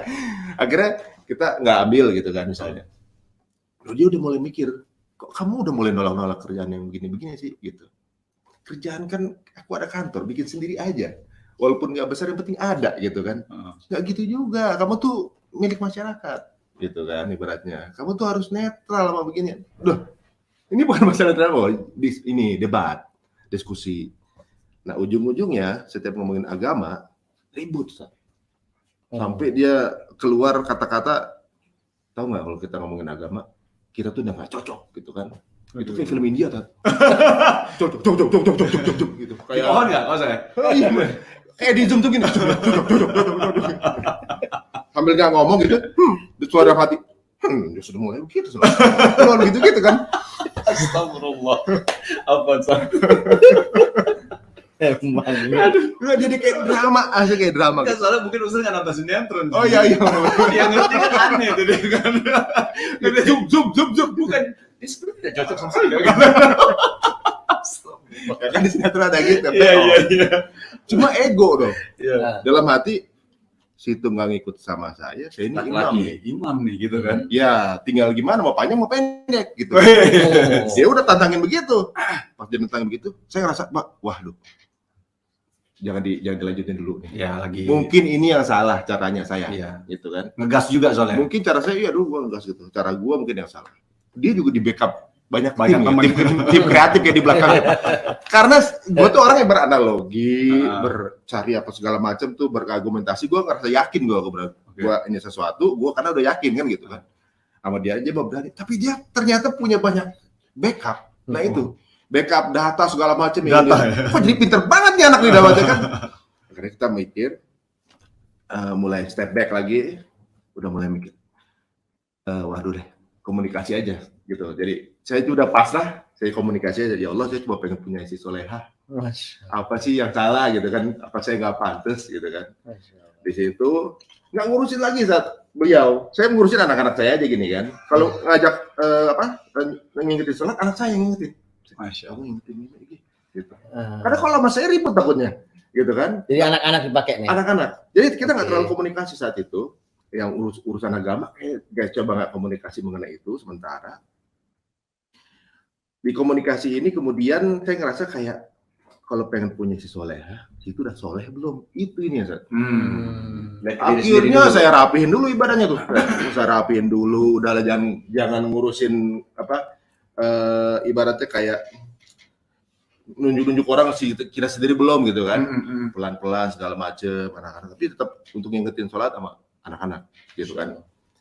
Kemudian perhatiannya saya tambahin, saya kan pas waktu Rasulullah ini orang yang paling romantis gitu kan, apalagi yang masalah tidur di balik pintu segala macam itu, waduh, berarti perhatian ini. Gitu. Terus mulai perhatian saya, kalau syuting saya suka telepon kan, saya lagi ngapain sekarang nih? Syuting biasa gitu, syuting juga gitu kan. Butuh apa nih gitu. Aku lagi break sebentar, saya kirimin misalnya makanan apa gimana. Atau kalau saya pulang saya tanyain gimana anak-anak, nggak ngomongin agama asli. Saya lebih banyak perhatian aja. Temennya ada yang jual tas nih, mau nggak? Tas apaan? Tas second. Enak aja kan. Kalau tas asli mah aja. Tas saya kan di mana Pasar Senen gitu. Sekarang udah hari Rabu gitu. Nah, apa namanya? Dia tetap suzon kan?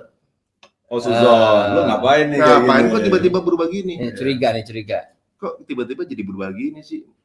Cari perhatian ya? Enggak, saya lagi belajar jadi suami yang baik. Masya Allah. Rasulullah ternyata jauh lebih baik dari ini. Jadi selama ini saya yang salah, mohon maaf. Oh, saya atau masuk ke situ? Saya salah menerapkan sebagai suami, salah menerapkannya. Terlalu kayak keras tangan, terlalu otoriter, nggak ada komunikasi sama. Maaf, saya masih banyak salah. Kita ngomong itu dulu deh. Udah jadi banyak perhatian nih, lebih banyak perhatian segala macam. Nah ternyata di situ mulai nyari tahu. Oh, lunak gitu. Saya juga baru tahunya pasti acara sharing gini. Dan dia baru cerita itu. Oh di situ ternyata gitu kan. Tapi dia mulai beli hijab. Ternyata saya juga baru tahu dari cerita sharing itu kalau dia ternyata udah ngumpet-ngumpet beli hijab. Ngumpet-ngumpet tapi nggak kasih tahu saya, takut GR kan. Nggak tahu sama sekali. Sampai satu momen dia tuh kesiram air panas. Jadi dia kan multitasking Ustaz. Dia bisa ngelakuin satu hal, masuk make up sambil goreng. Multitasking, namanya wanita gitu ya. Itu gorengnya di kamar atau make upnya di dapur? Enggak tahu gitu. Misalnya lagi numis sambil gendong anak gitu kan. Enggak bercanda itu lah. Jadi kebetulan karena lo lagi mau ada pernikahan. Beliau jadi panitianya. Panitia pernikahan saudara, orang tua ke Jakarta datang. Dia bilang, dia kan suka bikin kopi, tapi yang fisik tuh yang air mateng diseduh. Tuh bikinin tuh buat papa, gitu, papanya dia. Sambil ngobrol, waktu itu mau ke ulang tahun anaknya temen, malamnya baru ke resepsi. Bikin kopi gitu, sambil make up, sambil ngobrol, datang ke air baru mateng. Tek gitu, nggak lihat apa gimana ke sampluk. Apa tuh bahasa sampluk tuh ke tangan ya. Apa? Senggol tangan. Senggol. Gitu. Kesiram, jebret. Pas darurat buka kulit ikut semua. Astagfirullahaladzim. Kayak kepas mangga gitu. Buka semua. Wah.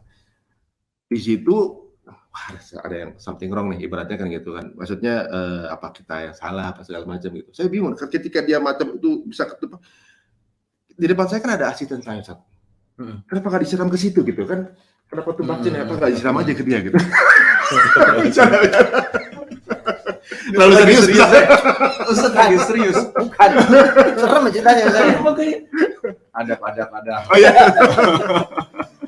Nah, ketika ke rumah sakit, ternyata dia ada pikiran sendiri di rumah sakit itu. Beberapa hal yang ternyata dia sudah lakukan semalam sebelumnya, sebelum siangnya bikin kopi itu. Jadi pas di rumah sakit itu bentol-bentol, melepuh tuh. Itu harus dipecahin, ada pecahin dan nggak bisa dibius. Aduh, harus dipecahin satu-satu tuh. Tas gitu kan. Aduh, itu perih banget. Itu andai bisa digantiin gestur asisten saya. Bukan lo. Bukan lo. Kita juga gak berani.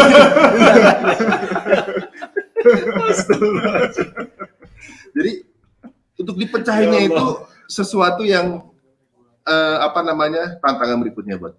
Iya. Habis itu kan dilipat, dibungkus lagi pakai plastik yang itu tuh. Kelihatan jadi kalau misalnya masih infeksi itu masih lengket di kulitnya itu, di plastiknya itu. Kalau udah kering lepas gitu kan. 3 hari udah ada yang kering, dibuka lagi, dia apa itu? Dikupas lagi. Dan nggak bisa dibius. Itu di momen itu dia ngerasa mikir bahwa malamnya kan semestinya dia jadi panitia pernikahan mau kompakan pakai hijab. Pakai hijab pas dia pakai nggak pantas aku pakai hijab. Simpan lah. Dia di sini mikir, Allah ini negur. Gitu. Apa ini ditegur cuma begini aja nih, apalagi kalau ini ditegur dengan api neraka ya aku begini aja udah gak kuat gitu kan. Itu nangis terus. Nah ketika itu saya duduk sebelah dia gitu ngobrolin lagi mengenai agama kadarullah itu di TV itu tayangan kok bisa mirip dengan apa yang saya omongin, kayak slideshow, kayak disediain PowerPoint gitu. Padahal kita nggak kompakan sama TV-nya kan, gitu. Jadi saya ngomongin apa ada kejadian public figure yang kecelakaan apa gitu kan, ada kejadian apa, saya ngomongin ini keluar lagi berita bisa sama gitu, dan di situ berubah, beliau jadi lembut apa yang saya omongin menerima sampai akhirnya ujung-ujungnya bahwa saya mau keluar dari pekerjaan saya nggak sampai sejauh itu tapi dia langsung ngomong begitu gitu, saya nggak nyuruh dia keluar segala macam, yang penting dia mau rapat dulu aja gitu aja. Tapi dalam hati ketika sudah resign mungkin saya ajak umroh mungkin bisa rapat gitu kan. Nah, saya pikir bercanda. Nggak tahunya ketika dia selesai, udah pulang ke rumah, mau mulai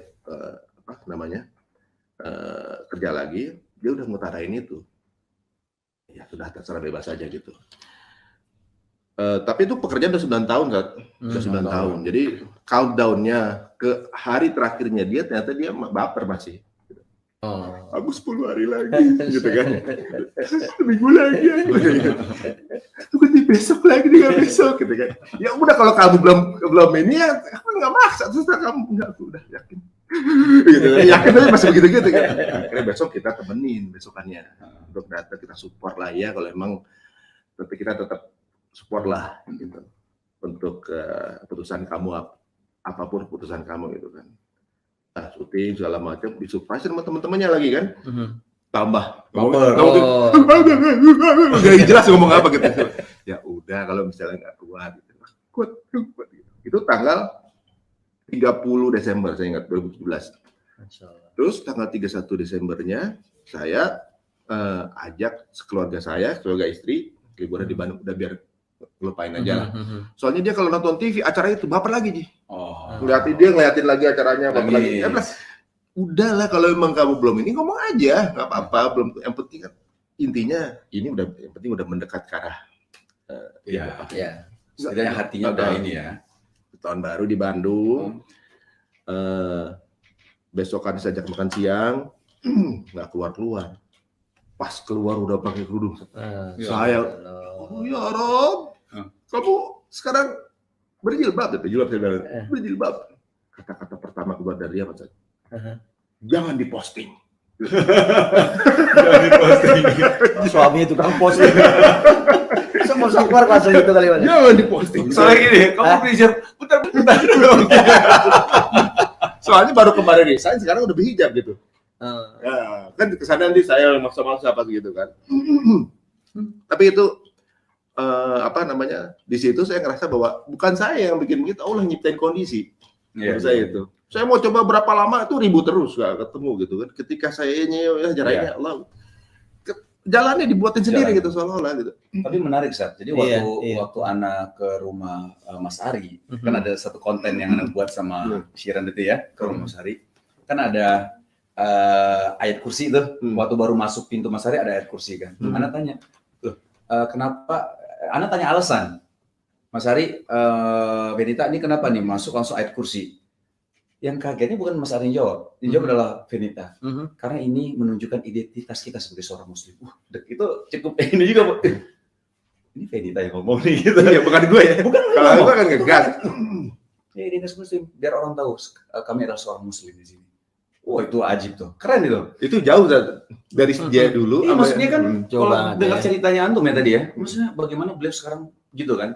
Dan sekarang kita tanya sama Ustadz mungkin ya. Waduh.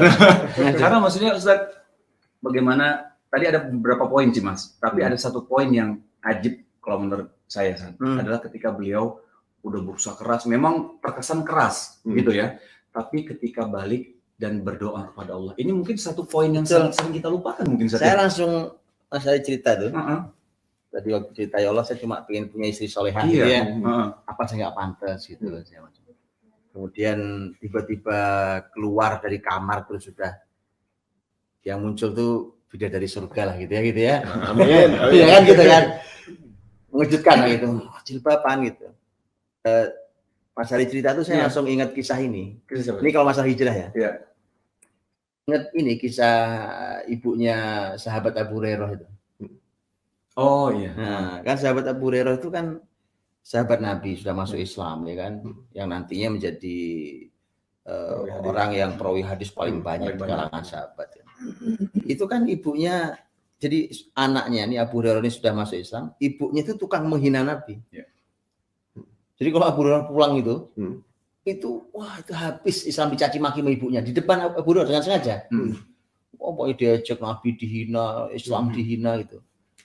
Enggak nangis gimana tuh Abu Hurairah kan? Oh, dia begitu cinta Islam kemudian pulang kayak gitu.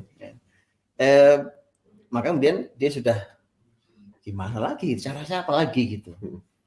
Datang ke Nabi, yang dilakukan apa? Minta doa. Masya Allah. Ya Rasulullah, doakan ibu saya. Semoga dapat hidayah. Nabi doanya simpel. Allahumma hdi umma Abi Hurairah. Ya Allah berikan petunjuk pada ibunya Abu Hurairah. Itu makanya kita itu tidak pernah tahu bagaimana doa itu bekerja. Orang minta aja sama Allah gitu. Tentang hijrah, tentang cinta, tentang keluarga, tentang anak, tentang pasangan.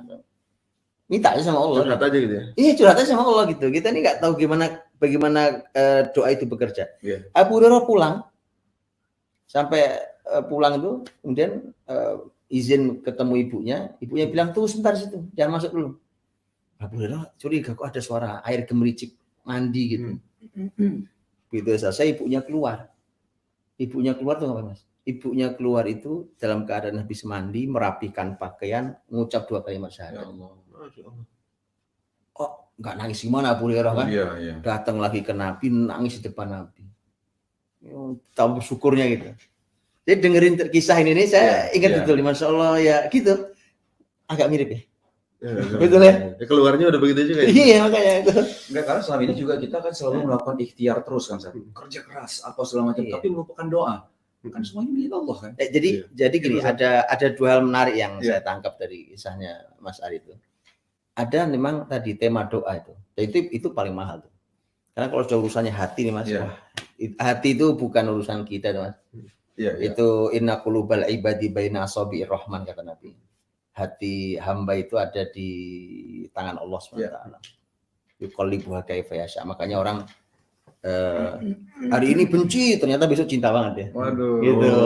Itu maksudnya kita nggak pernah tahu itu. Makanya mintanya sama Allah. Gitu. Mintanya sama Allah itu urusan hati. Jadi kalau ada yang yang belum sukses meraih hati orang itu disujudi selesai Mas. Masya Allah. Iya. Emang ada Mas Ari yang belum Jadi sukses? ada gimana? Takut kebanyakan lagi. Mulai. Waduh, mulai lah. Mulai. Aduh. Ini live loh. Apa tapi Wisnu juga unik, Sat. Wisnu termasuk unik karena apa? Wisnu ini lebih awal dibanding saya untuk urusan Iya. waktu beliau berubah aja kita ngeliat sempat mikir juga ngapain juga gitu kan, sempat kepikiran itu juga dulu juga kepikiran gitu Ji. Ini ngapain sih Wisnu pakai jadi anak pengajian gini sih gitu kan. Awalnya juga kan dulu gue suka kritisi gitu kan. Nah, pasti terjadi pergolakan itu. Benar. Dengan istri juga pasti nggak mudah, ditaklukkan juga nggak mudah. Apalagi satu sinetron. Bareng-bareng dulu kan. Kerja bertahun-tahun. Bener. Bareng ya kan. Gitu. Temen partnernya dinikahin kan gitu. Jadi sinetronnya sukses. Kenapa? Sinetron itu seolah-olah kayaknya perjalanan cinta mereka karena nikah beneran. Gitu, Bahasa hijrah apa bahasa sinetron gue sih? Oh iya. Sampai yang suami istri di kakak adik, Sat. Adam sama Hawa suami istri, Sat. Sama keluarnya di kakak adik, Sat. Sama Adam anaknya Hawa. Astagfirullah. Waduh. Itu ada artinya. Ada artinya. Artinya karena anak laki-laki pertama saya namakan Adam. Jadi kan manusia laki-laki pertama kan Adam. Iya. Ya kan. Perempuan pertama kan Hawa. Jadi yang lahir kedua Hawa. Wah, ini anak pertama perempuan aneh gitu kan. Namanya Hawa. Lebih ke situ sih sebenarnya. Jadi beliau selalu milih yang pertama. Ini laki-laki pertama. Ini Jangan sampai anaknya apa pertama semua. Aduh. Ada dong. Iya. Bismillah. mulai seretnya. Mulai batu batu. Mulai agak seret. Ya, Anda takut ini kan pencerahan ya. Masya Allah. Sampai rumah kita agak takut masuk kamar. Masa tidur di kaset bareng kucing kan? Nah, ada satu poin lagi tadi Mas. Ya, Ini menarik nih. Kalau doa, dan kita nggak tahu gimana doa bekerja kan. Allah yuqallibuha kaifa yasha. Allah tuh membolak-balik hati orang, kita nggak tahu. Gitu kan. Nah, tapi ada satu poin lagi yang menarik adalah usaha manusiawinya Mas Ari. Ya. Saya tertarik banget dengan Mas Ari tidak lagi bicara tentang agama. Nggak lagi ngegas tadi itu. Ya kan? Karena buktinya ngegas malah jatuh semua itu. Iya benar. Gitu. Menariknya adalah memberi perhatian. Masya Allah. Memberi perhatian tuh.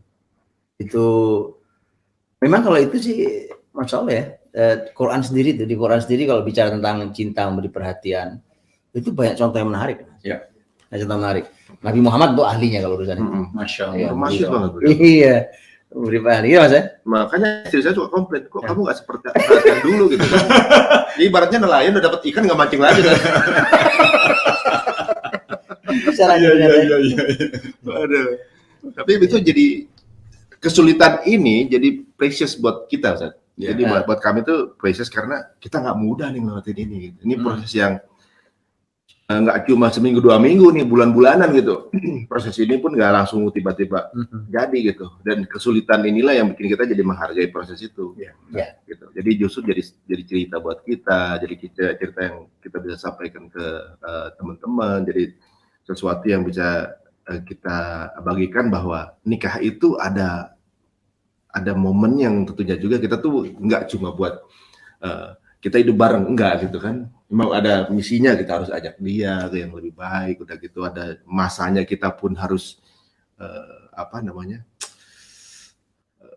dicoba gitu saat ya. Bagaimana hal itu gitu. Nah, itu setelah dia berhijab saat saya tuh seperti punya istri baru. Iya benar.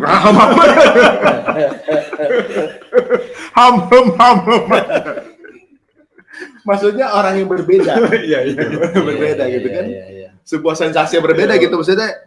Wih, saya berhijab. Dia asal berbulan-bulan itu saya ngerasa, saya ngeliatin aja gitu, saya berhijab nih gitu kayak something yang gimana sih orang pengen udah dilakuin gitu. Jadi Masya Allah. Kayak jatuh cinta lagi gitu ya. Kayak jatuh cinta lagi sebelumnya. Apa? Enggak. Kejam ya juga. Something new. Something. Kan ada orang kalau pernikahan monoton gitu, bosen gitu aja. Ini seperti diberikan sesuatu something new yang merefresh hubungan kita, kan? Gitu. Masya Allah. Walaupun itu menarik Mas. Ini gratisan loh ini. Gratisan gimana Mas? Nah ini gratisan dari Allah loh ini. Oh, karena gini kan banyak orang yang tadi saling mencintai itu tiba-tiba mereka bicara cinta tuh kayak sesuatu yang sudah tadi lah kayak nelayan dapat ikan dari laut udah dapat ikannya udah gitu kan, gitu kan. Lama-lama layu juga tuh tanaman nggak disiramin tuh, gitu kan. Cinta itu tambah usia apa segala macam. Padahal Nabi Muhammad kan, itu kan cinta tak kenal usia itu kan. Masya Allah. Iya. Nabi SAW dengan istrinya bicara tentang cinta, menunjukkan perhatiannya, kasih sayang segala macam itu nggak kenal usia loh. Ya sampai Nabi SAW, iya itu luar biasa. Dan gimana enggak lah, istrinya itu sampai punya kenangan sampai menjelang Nabi wafat. Iya kan, kan Rasul kan karena istri yang paling dicintainya itu adalah Aisyah. Kan ketika beliau sakit kan beliau minta dirawat di rumah Aisyah. Nabi minta izin ke istri yang lain kan. Kata Nabi minta ngasih syarat bisa nggak saya dirawat di rumah Aisyah. Istri lain memahami juga dan mengizinkan itu. Nah, itu luar biasa. Begitu Nabi kan nanti meninggal di pangkuan Aisyah kan. Kan bayangin ya, sampai meninggal aja romantis gitu loh kan. Masya Allah. Iya. Gitu deh.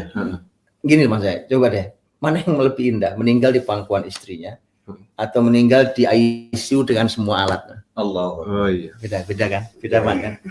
Dan itu, lihat Mas, itu artinya ada upaya yang luar biasa. Dan Aisyah tuh punya kenangan gitu. Karena waktu Nabi sudah menjelang meninggal itu kan Nabi itu senang sekali bersiwak ya, bersihin gigi, bersiwak. Itu pas lagi masuk ke rumah Aisyah itu saudara laki-lakinya Aisyah itu lagi bersiwak itu. Nabi ngeliati itu siwak.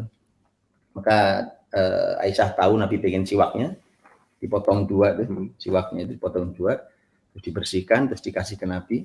Terus Nabi Aisyah dikit dulu, kemudian Nabi bersiwak dengan itu. Itu dikenang Mas, oleh Aisyah. Kenangannya adalah bahwa kenangan terakhir sebelum Rasul wafat itu adalah bertemunya air liurku dengan air liur beliau gitu. Itu ada kenangannya, dikenang gitu kan, itu bekas digigit, digigit oleh Nabi SAW. Ini yang saya bilang gratisan tadi itu kan.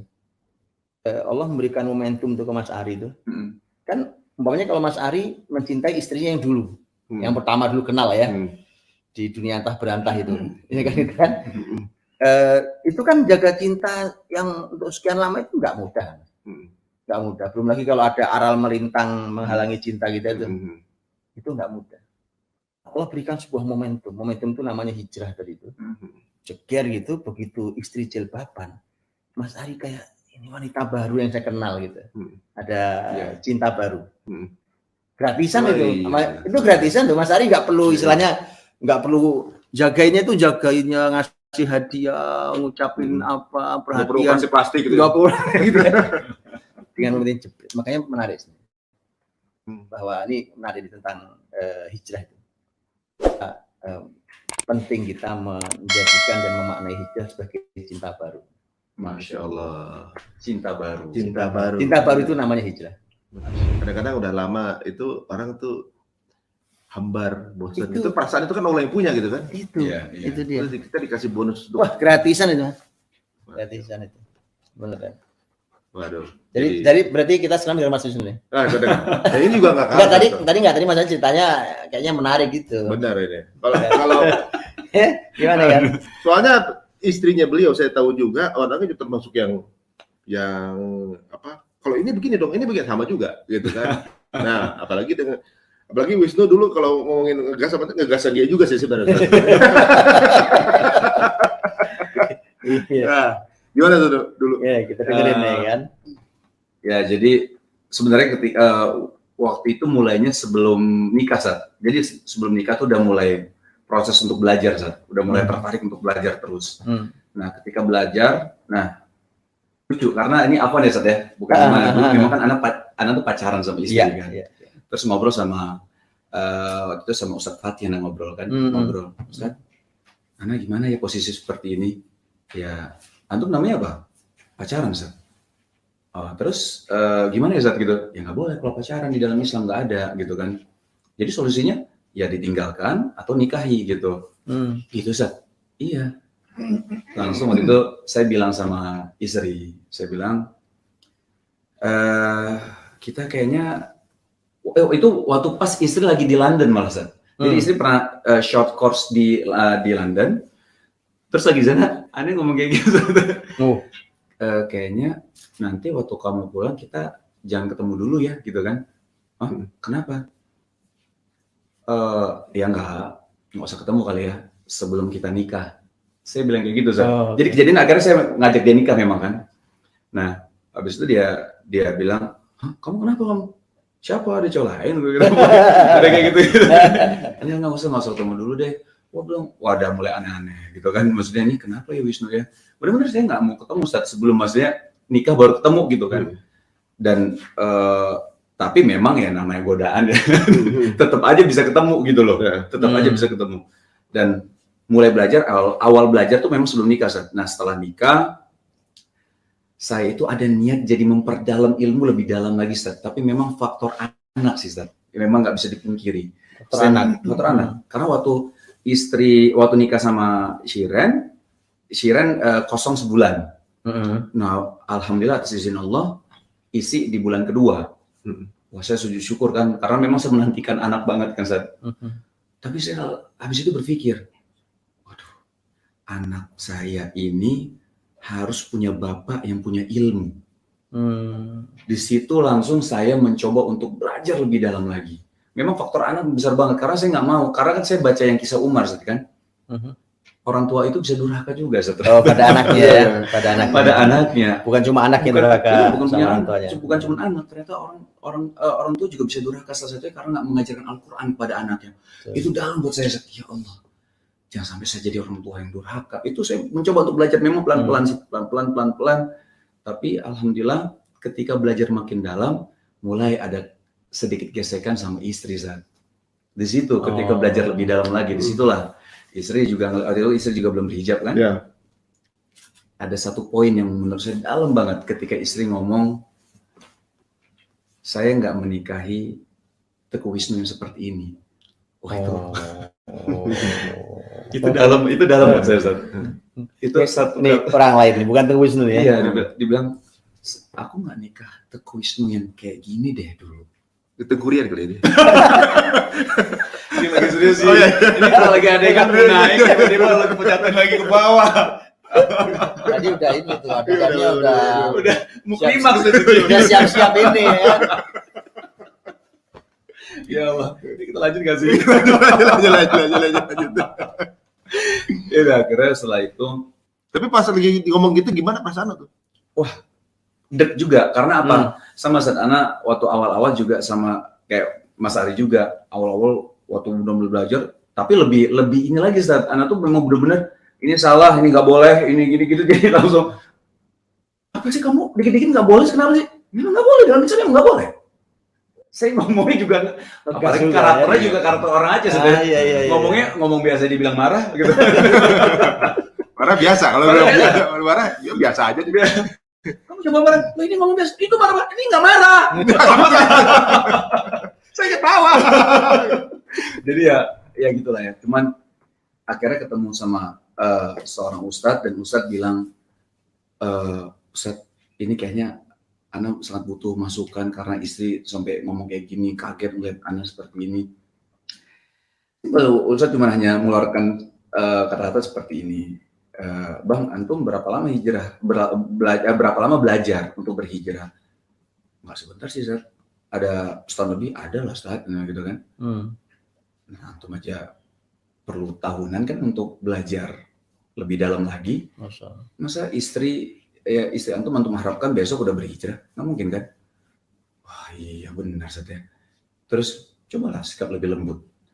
Nah, ketika bersikap lebih lembut, waktu itu saya pulang, nggak tahu ya hari itu juga atau kapan, tapi dekat harinya saya langsung mengajak istri untuk mengajak istri yang memang dia suka banget traveling kan Ustaz. Karena langsung bilang, kamu mau kemana sayang? Langsung dia, kenapa nih? Gitu kan.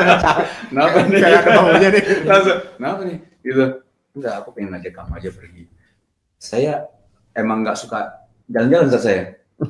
Saya waktu itu pernah diajak ke Perancis sama istri. Saya bilang lagi di bis, bosan nih. Gitu.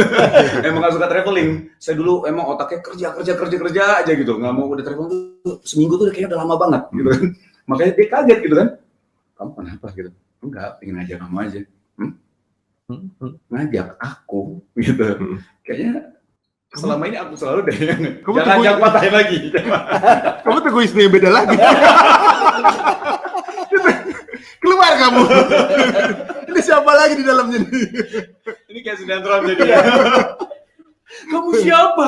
Siapa lagi? Kemarin udah beda. Nih isinya siapa lagi? Aduh ya Allah. Ya udah akhirnya setelah ngajak itu dia yang ya udah serah gitu kan. Ya kamu mau kemana gitu. Ya serah kamu mau kemana gitu. Jadi yang masih yang kayak ya gitulah gitu kan.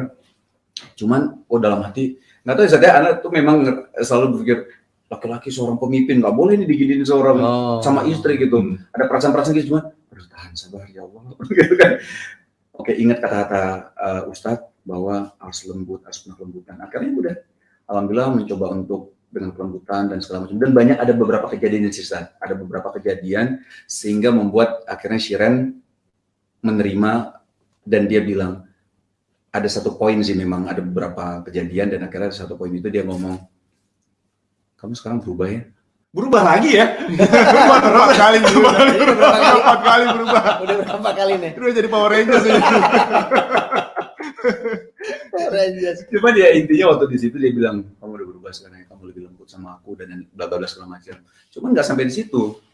Adalah ketika dia akhirnya berhijab, alhamdulillah atas izin Allah berhijab. Nah sebenarnya poin hijrahnya nggak terlalu banyak ingin saya sampaikan, tapi ada poin yang ketika istri melihat saya ini hanya berhijrah, tapi kok nggak ada sama istri itu kok nggak romantis, kok nggak gimana gitu San. Karena waktu itu saya punya pemikiran kalau misalnya sama istri ya nafkahi lahir dan batin udah cukup dan nggak menyakiti istri udah cukup kan. Menurut saya kayak gitu. Dan ternyata alhamdulillah makanya pentingnya ilmu ya, mulianya ilmu itu ya Masya Allah. Ketika saya belajar dan saya lihat ada satu kajian dan di situ disampaikan bahwa Rasulullah SAW itu adalah orang yang paling romantis. Senang ya Allah. Selama ini coba untuk ngikutin Rasulullah, coba tumbuhin jenggot gitu kan. Itu ada hal yang sangat dekat sama saya itu istri saya nggak bisa saya lakuin yaitu romantis kepada istri.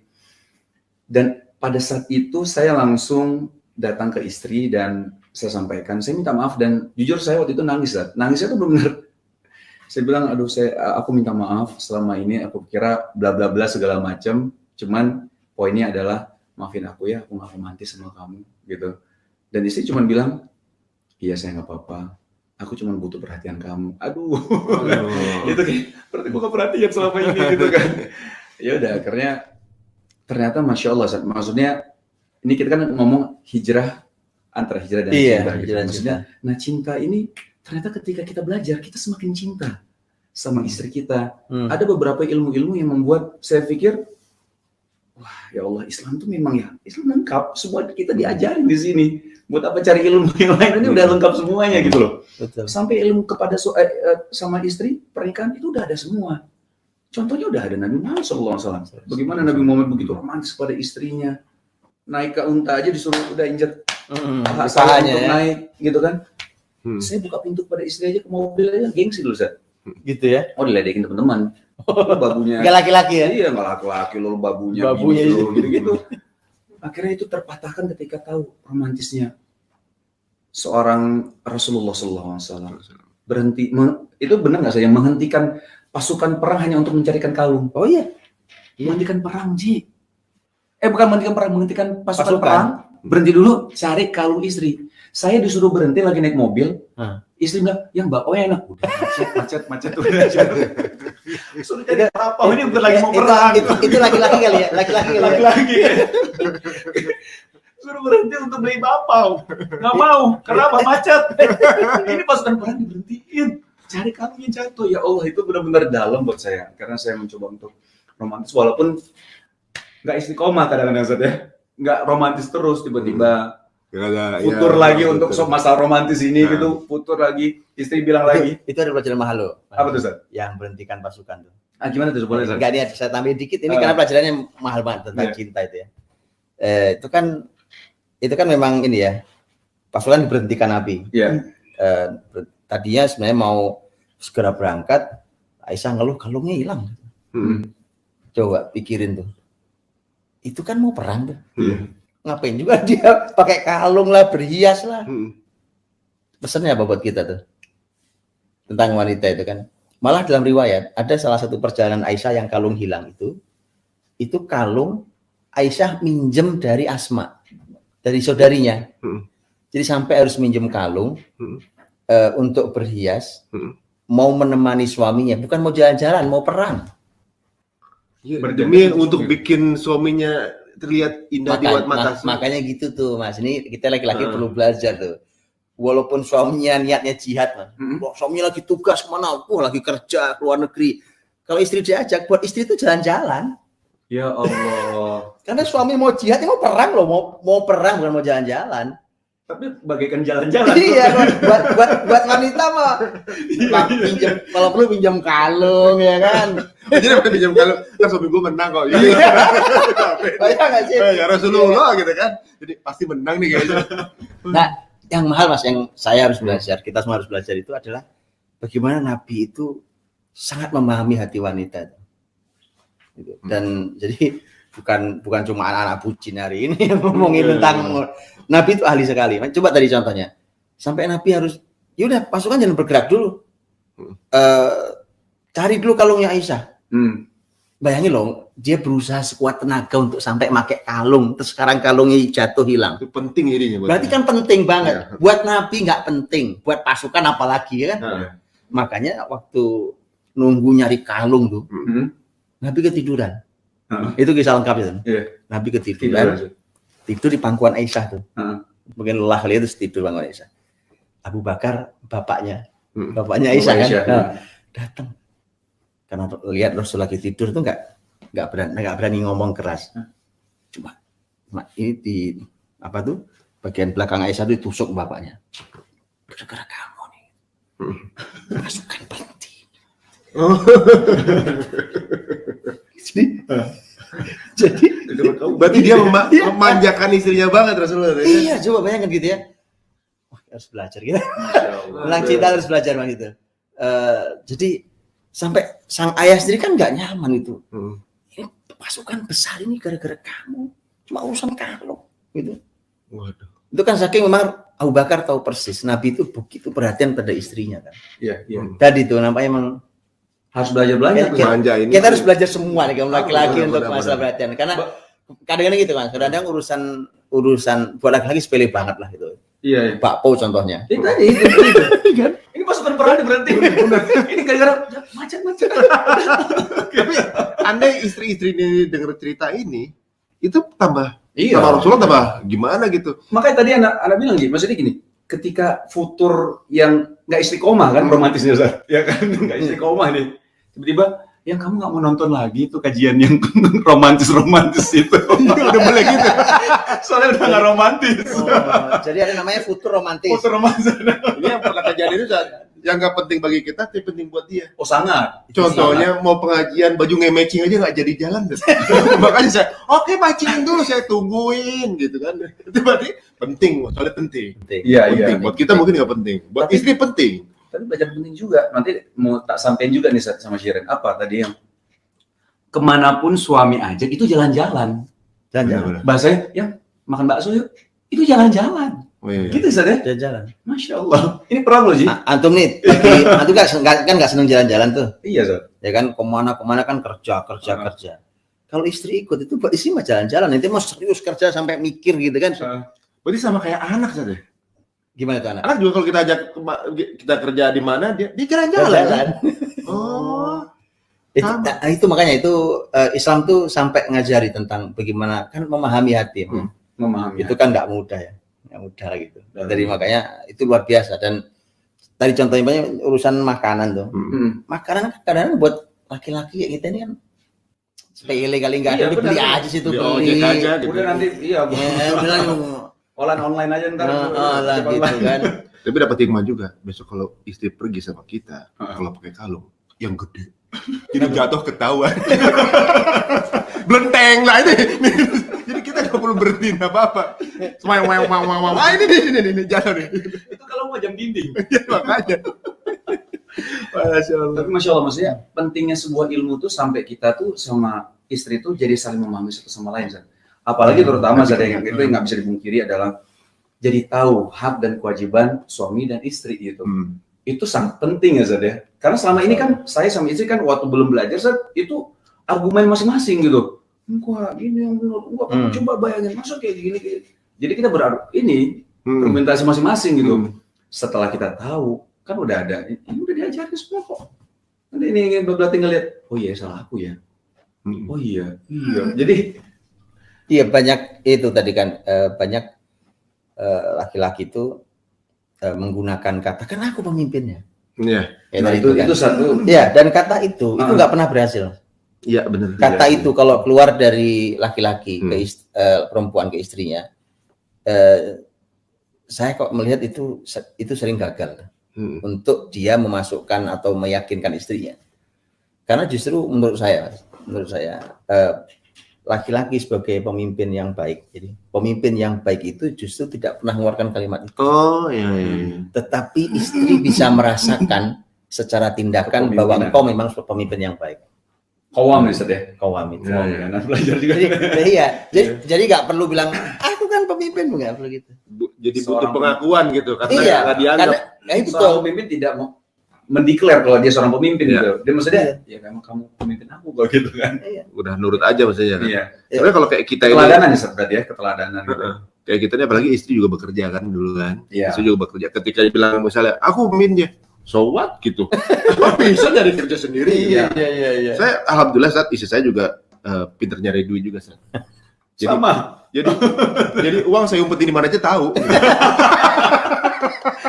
Nyari duit teman-teman.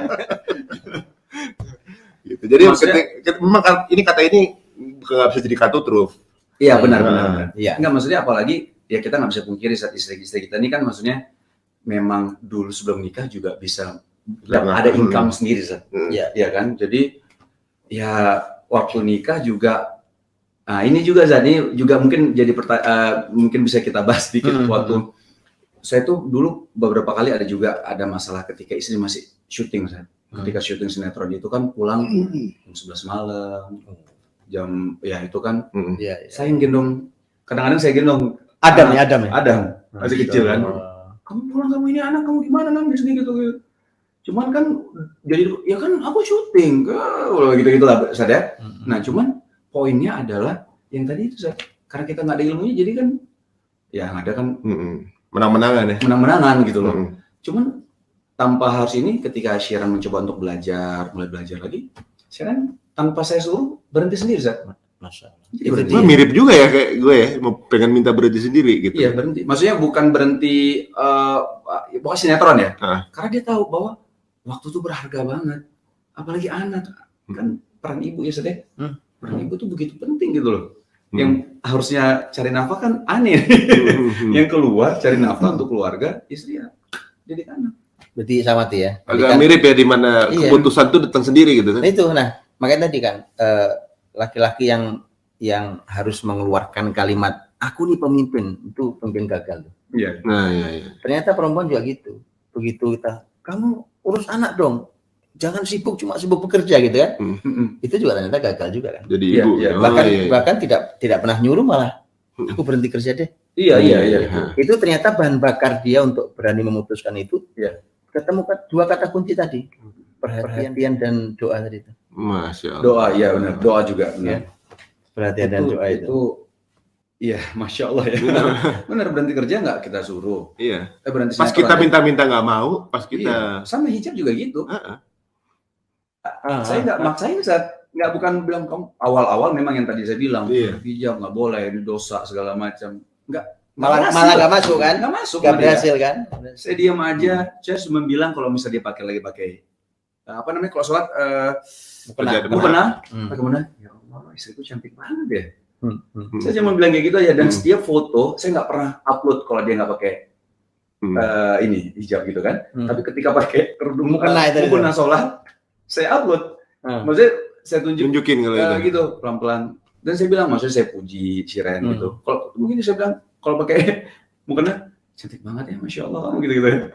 Kamu kenapa sih kalau tiap aku pakai mukena doang yang dibilang cantik gitu? Enggak, emang kamu cantik kalau kayak gitu. Cuma lama-lama akhirnya tanpa saya suruh, masya Allah ya, semua ada jalannya, semua jalannya. Sempat sakit saat istri saya tuh, sakitnya tuh bener-bener sampai masuk rumah sakit kan, masuk rumah sakit. Terus semua tuh diatur, ketemu sama Oki Stenadewi, ketemu ngobrol sama Oki, bla bla bla. Dan dia ada keinget satu hal saat waktu Shiren sholat ngaji gitu. Cuman ada saya cuma bukan nyentil, saya cuma ngomong, kamu masya Allah ya sholatnya ini nggak pernah tinggal, kamu juga ngaji, berbakti sama orang tua. Tapi kebayang nggak sih sayang kalau misalnya ketika kamu meninggal ada satu kewajiban yang belum kamu lakuin, nutup aurat gitu. Tapi nggak yang gini-gini, cuman iya ya sayangnya, iya. Cuma gitu aja, nggak yang makanya kamu berhijab belum, nggak kayak gitu. Cuman ngobrol santai lah gitu kan. Karena dia tahu kalau nggak berhijab itu dosa, nggak nutup aurat itu dosa. Dia tahu itu gitu loh. Dan Anda yakin juga, Anita juga tahu kan itu. Kan itu lebih ketarikan dari pergaulan dan pekerjaan kan itu. Dia tahu itu. Cuman dia cuma ngobrol itu, dan waktu dia lagi sakit itu terngiang-ngiang kata dia. Ya Allah, karena dia ngerasa ini sakit kayak apa aku sama mirip-mirip ya. Ada punya kisah sama sih nih. Mirip-mirip ya. Dia ngerasa malah mau mati saat. Dia mau mati ya. Karena waktu itu lagi sakit, benar-benar sakit waktu itu saat. Gitu. Dan di situ dia terbilang, aku terngiang-ngiang kata-kata kamu waktu kita diskusi waktu itu. Nah itu Mas, itulah kenapa ya. Dialog, ada dialog. Iya, dialog, nasihat, terutama kalau dari suami ke istri ya. Itu kan sesuatu yang memang sampaikan aja terus. Karena kita tidak tahu dari 10 kalimat umpamanya, kita tidak tahu kalimat mana yang menghadirkan hidayah. Iya. Kayak doa berarti Ustaz ya. Iya, jangan pernah berhenti memang. Karena ternyata dari semua obrolan itu ternyata detik waktu diobrolkan dia nggak bekerja tuh. Tapi Allah kasih dia momentum yang ternyata itu bekerja. Itu hikmah semua. Hikmah semua itu. Berarti penting dialog tuh penting banget ya Ustaz ya. Dialog suami istri itu sangat. Nabi itu orang yang sangat rajin dialog sama istrinya. Ini ada satu rahasia menarik nih. Dari Nabi SAW. Di antaranya adalah untuk merawat cinta. Untuk merawat cinta itu dalam Islam ya, sebenarnya begadang malam itu nggak boleh. Iya. Ya kan? Iya.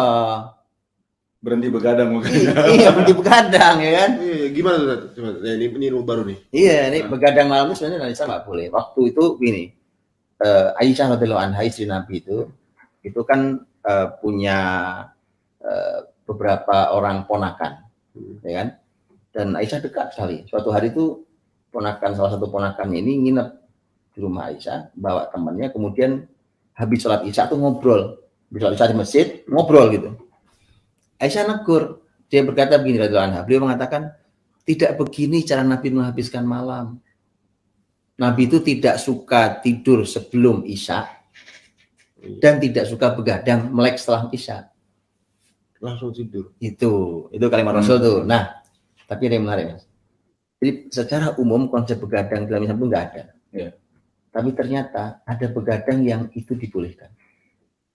Yang menarik adalah lihat ya, ada 3 hal tuh. Yang 2 hal itu, masya Allah kita akan bilang, oh ya jelas lah kalau itu pasti penting harus begadang. 1 kalau ada urusan umat. Ya. Maunya itu urusan umat yang harus segera dibicarakan, apalagi harus segera putus malam ini kan mau nggak mau. Ya. Yang kedua namanya bab as-samar fil fiqh, bab begadang malam untuk ilmu. Oh, masya Allah. Nah, ini lagi ngaji. Kita ngaji kan? Iya. Bab begadang malam untuk ilmu. Oke kan jelas ya, 1 untuk keumatan, 2 untuk ilmu. Yang menarik yang ketiga, kita nggak duga itu. Bagaimana cara Islam menjaga, memelihara dan merawat cinta suami istri. Bab as-samar baina zaujain. Bab begadang malam antara suami istri. Oh. Itu hadisnya, Ya. hadisnya adalah ngobrolnya Nabi dengan Aisyah. Masya Allah. Di mana Aisyah bercerita panjang tentang jenis-jenis suami, gitu ya. Para istri-istri kumpul pada ngomongin suami masing-masing, ceritanya panjang, Nabi dengerin, nggak disela sama sekali. Masya Allah. Wah, kita harus belajar banyak sama Nabi lah tentang cinta Kita itu. juga dengar sih sebenarnya, tapi tidur ya. Kalau udah malam, Kalau nggak salah 25.000 kata per hari kan. Bayangin, kalau stoknya seharian lagi diem, nanti kan sini bakal panjang. menjelang tidur ya. Bisa tiduran tuh. Waduh, benar juga ya. Itu Masya Allah berarti. Iya. Berarti belum dengar Ustaz ya? Enggak, maksudnya dengar aja dulu. Nabi nggak memutus sama sekali. Dengarkan Nabi rasa sama gitu. Dan yang menarik tadi, Pak, begadang malam itu yang sebenarnya dalam Islam tidak diizinkan, ternyata yang diizinkan itu diantaranya adalah begadang malamnya antara suami istri. Suami istri ya. Tadi demi merawat cinta itu. Berarti salah satu poin Merawat cinta itu adalah dialog yang Ngobrol terjadi malam. Ngobrol malam itu. Ngobrol Ustaz, ya? malam. Oke. Ngobrol malam. Kasihan ya masih jomblo, baru 2 poin doang bukan. Baru 2 poin ya. Begadang ya. Bisa ngobrol Nanti sama kita- bantal. Iya. Oh, jadi begadang itu nggak boleh, bahkan untuk suami istri jadi berpahala malah. Ih, jelas. Dia gara-gara satu ngomong langsung, waduh harus sering-sering ngobrol nih sama istri. Iya. Gitu kan? Dia Jangan masuk kamar. Ini Kalau malam ngobrol bahasa Korea, Ji. Kalau siapa lagi nonton drakor. Harus ya, baca dong. Yang kita alami ini ada hikmah di baliknya itu kan kita ngerasanya mungkin bagian dari perjalanan kita ngelewatin itu, ternyata ada hikmah di balik itu yang baru kita dengar itu Ustaz ya. Iya, iya. Ternyata ada nilai ini, pernah ada kejadian ini. Dan ternyata baru tahu kalau sama antum tuh ada sedikit kemiripan gitu ya. Iya, Ada, banyak ada. miripnya tuh ternyata. Banyak dari mirip. ini. Masya Allah. Aduh, Masya Allah. Jazakallah khair, Ustaz. Indah, barakallahu Masya fikum. Allah. Barakallahu fiik. Kemudian ini ya, Allah jaga cinta-cinta kita ini kan. Amin, amin, Ya amin. kan? Itu supaya dia terus bermekaran. Amin. Dia Amin. Ya, suatu saat kayak perlu sama istri-istri nih kita. Sama Sama istri maksudnya. Sama istri-istri itu akan masuk istri. Iya. Maksudnya berjalan. Iya. Timbang tidur sama keset tadi. Keset sama kucing Ustaz. Sama keset ya. Khairan insyaallah, luar Sehat, biasa ya. jazakallah. Barakallahu fikum. Jazakallahu khair. Ustaz, langsung. Ya, terima kasih Ustaz. Iya, Ustaz mungkin yang akan menutup dengan doa dari Ustaz Iya. untuk kita dan juga Oh kepada gitu. yang menyaksikan acara ini kan. Iya. Ya doa untuk kita biar sama-sama bisa Ya. doa-doa apa yang paling pantas untuk kita bisa menjaga. Walaupun begini tetap Masyaallah, masyaallah. setelah hijrah atau juga mungkin sama-sama mendekat ke jalan Allah, cobaan juga nggak berhenti Ustaz, ya kan tetap jalan terus cobaan mah. Iya. Gitu. Iya, Bagaimana kita saling menguatkan gitu. Insyaallah. Ada kita tutup dengan doa ya, karena ada doa itu yang ternyata diajarkan untuk kita minta cintanya Allah. Masya Allah. Dan kemudian kita minta cintanya siapapun yang mencintai Allah. Termasuk pasangan kita, anak-anak kita itu kalau kita minta cintanya, kalau mereka mencintai Allah kita minta cintanya. Dan mencintai apapun amal yang bisa membuat kita cinta sama Allah. Kita harus minta itu. Gitu ya. Dan kita minta supaya hati kita yang berbolak-balik itu diteguhkan di atas cinta Allah, di atas agama ini. Ya, itu dengan doa itu ya. Allahumma shalli wa sallim barik ala nabiyina Muhammad alihi wa sahbihi ajma'in walhamdulillahi rabbil alamin hamdan yuwafi ni'amahu wa yukafi mazidah. Ya Rabbana lakal hamdu wa lakal syukru kama yanbaghi li jalali wajhikal karim wa 'azimi sultanik. Allahumma inna nas'aluka wa nashhadu annaka antallah la ilaha illa antal ahadus samad lam yalid wa lam yulad wa lam yakul lahu kufuwan ahad. Allahumma rzuqna hubbak wa hubba man yuhibbuk wa hubbal amali alladhi yuqarribuni ila hubbik. Allahumma la sahla illa ma ja'altahu sahla wa anta taj'al hazna idza syi'ta sahla. Allahumma ya muqallibal qulub tsabbit qulubana 'ala dinik. Allahumma ya musarrifal qulub sarrif qulubana ila ta'atik. Rabbana hab lana min azwajina wa dhurriyyatina qurrata a'yun waj'alna lil muttaqina imama. Allahumma ij'alna muqimis shalah wa min dhurriyyatina Rabbana wa taqabbal du'a. Rabbana atina fid dunya hasanah wa fil akhirati hasanah wa qina adzabannar. Subhana rabbika rabbil izzati amma yasifun Wassalamun alal mursalin walhamdulillahirabbil alamin. Terima kasih banyak. Jazakallahu. Kita tutup dengan kafaratul majelis, Mas. Baik, Ya. insyaallah. Subhanakallahumma wa bihamdik. Asyhadu an la ilaha illa anta astaghfiruka wa atubu ilaik. Assalamualaikum warahmatullahi wabarakatuh. Waalaikumsalam warahmatullahi wabarakatuh. Jazakallahu. Baik. Masya Allah. Mari.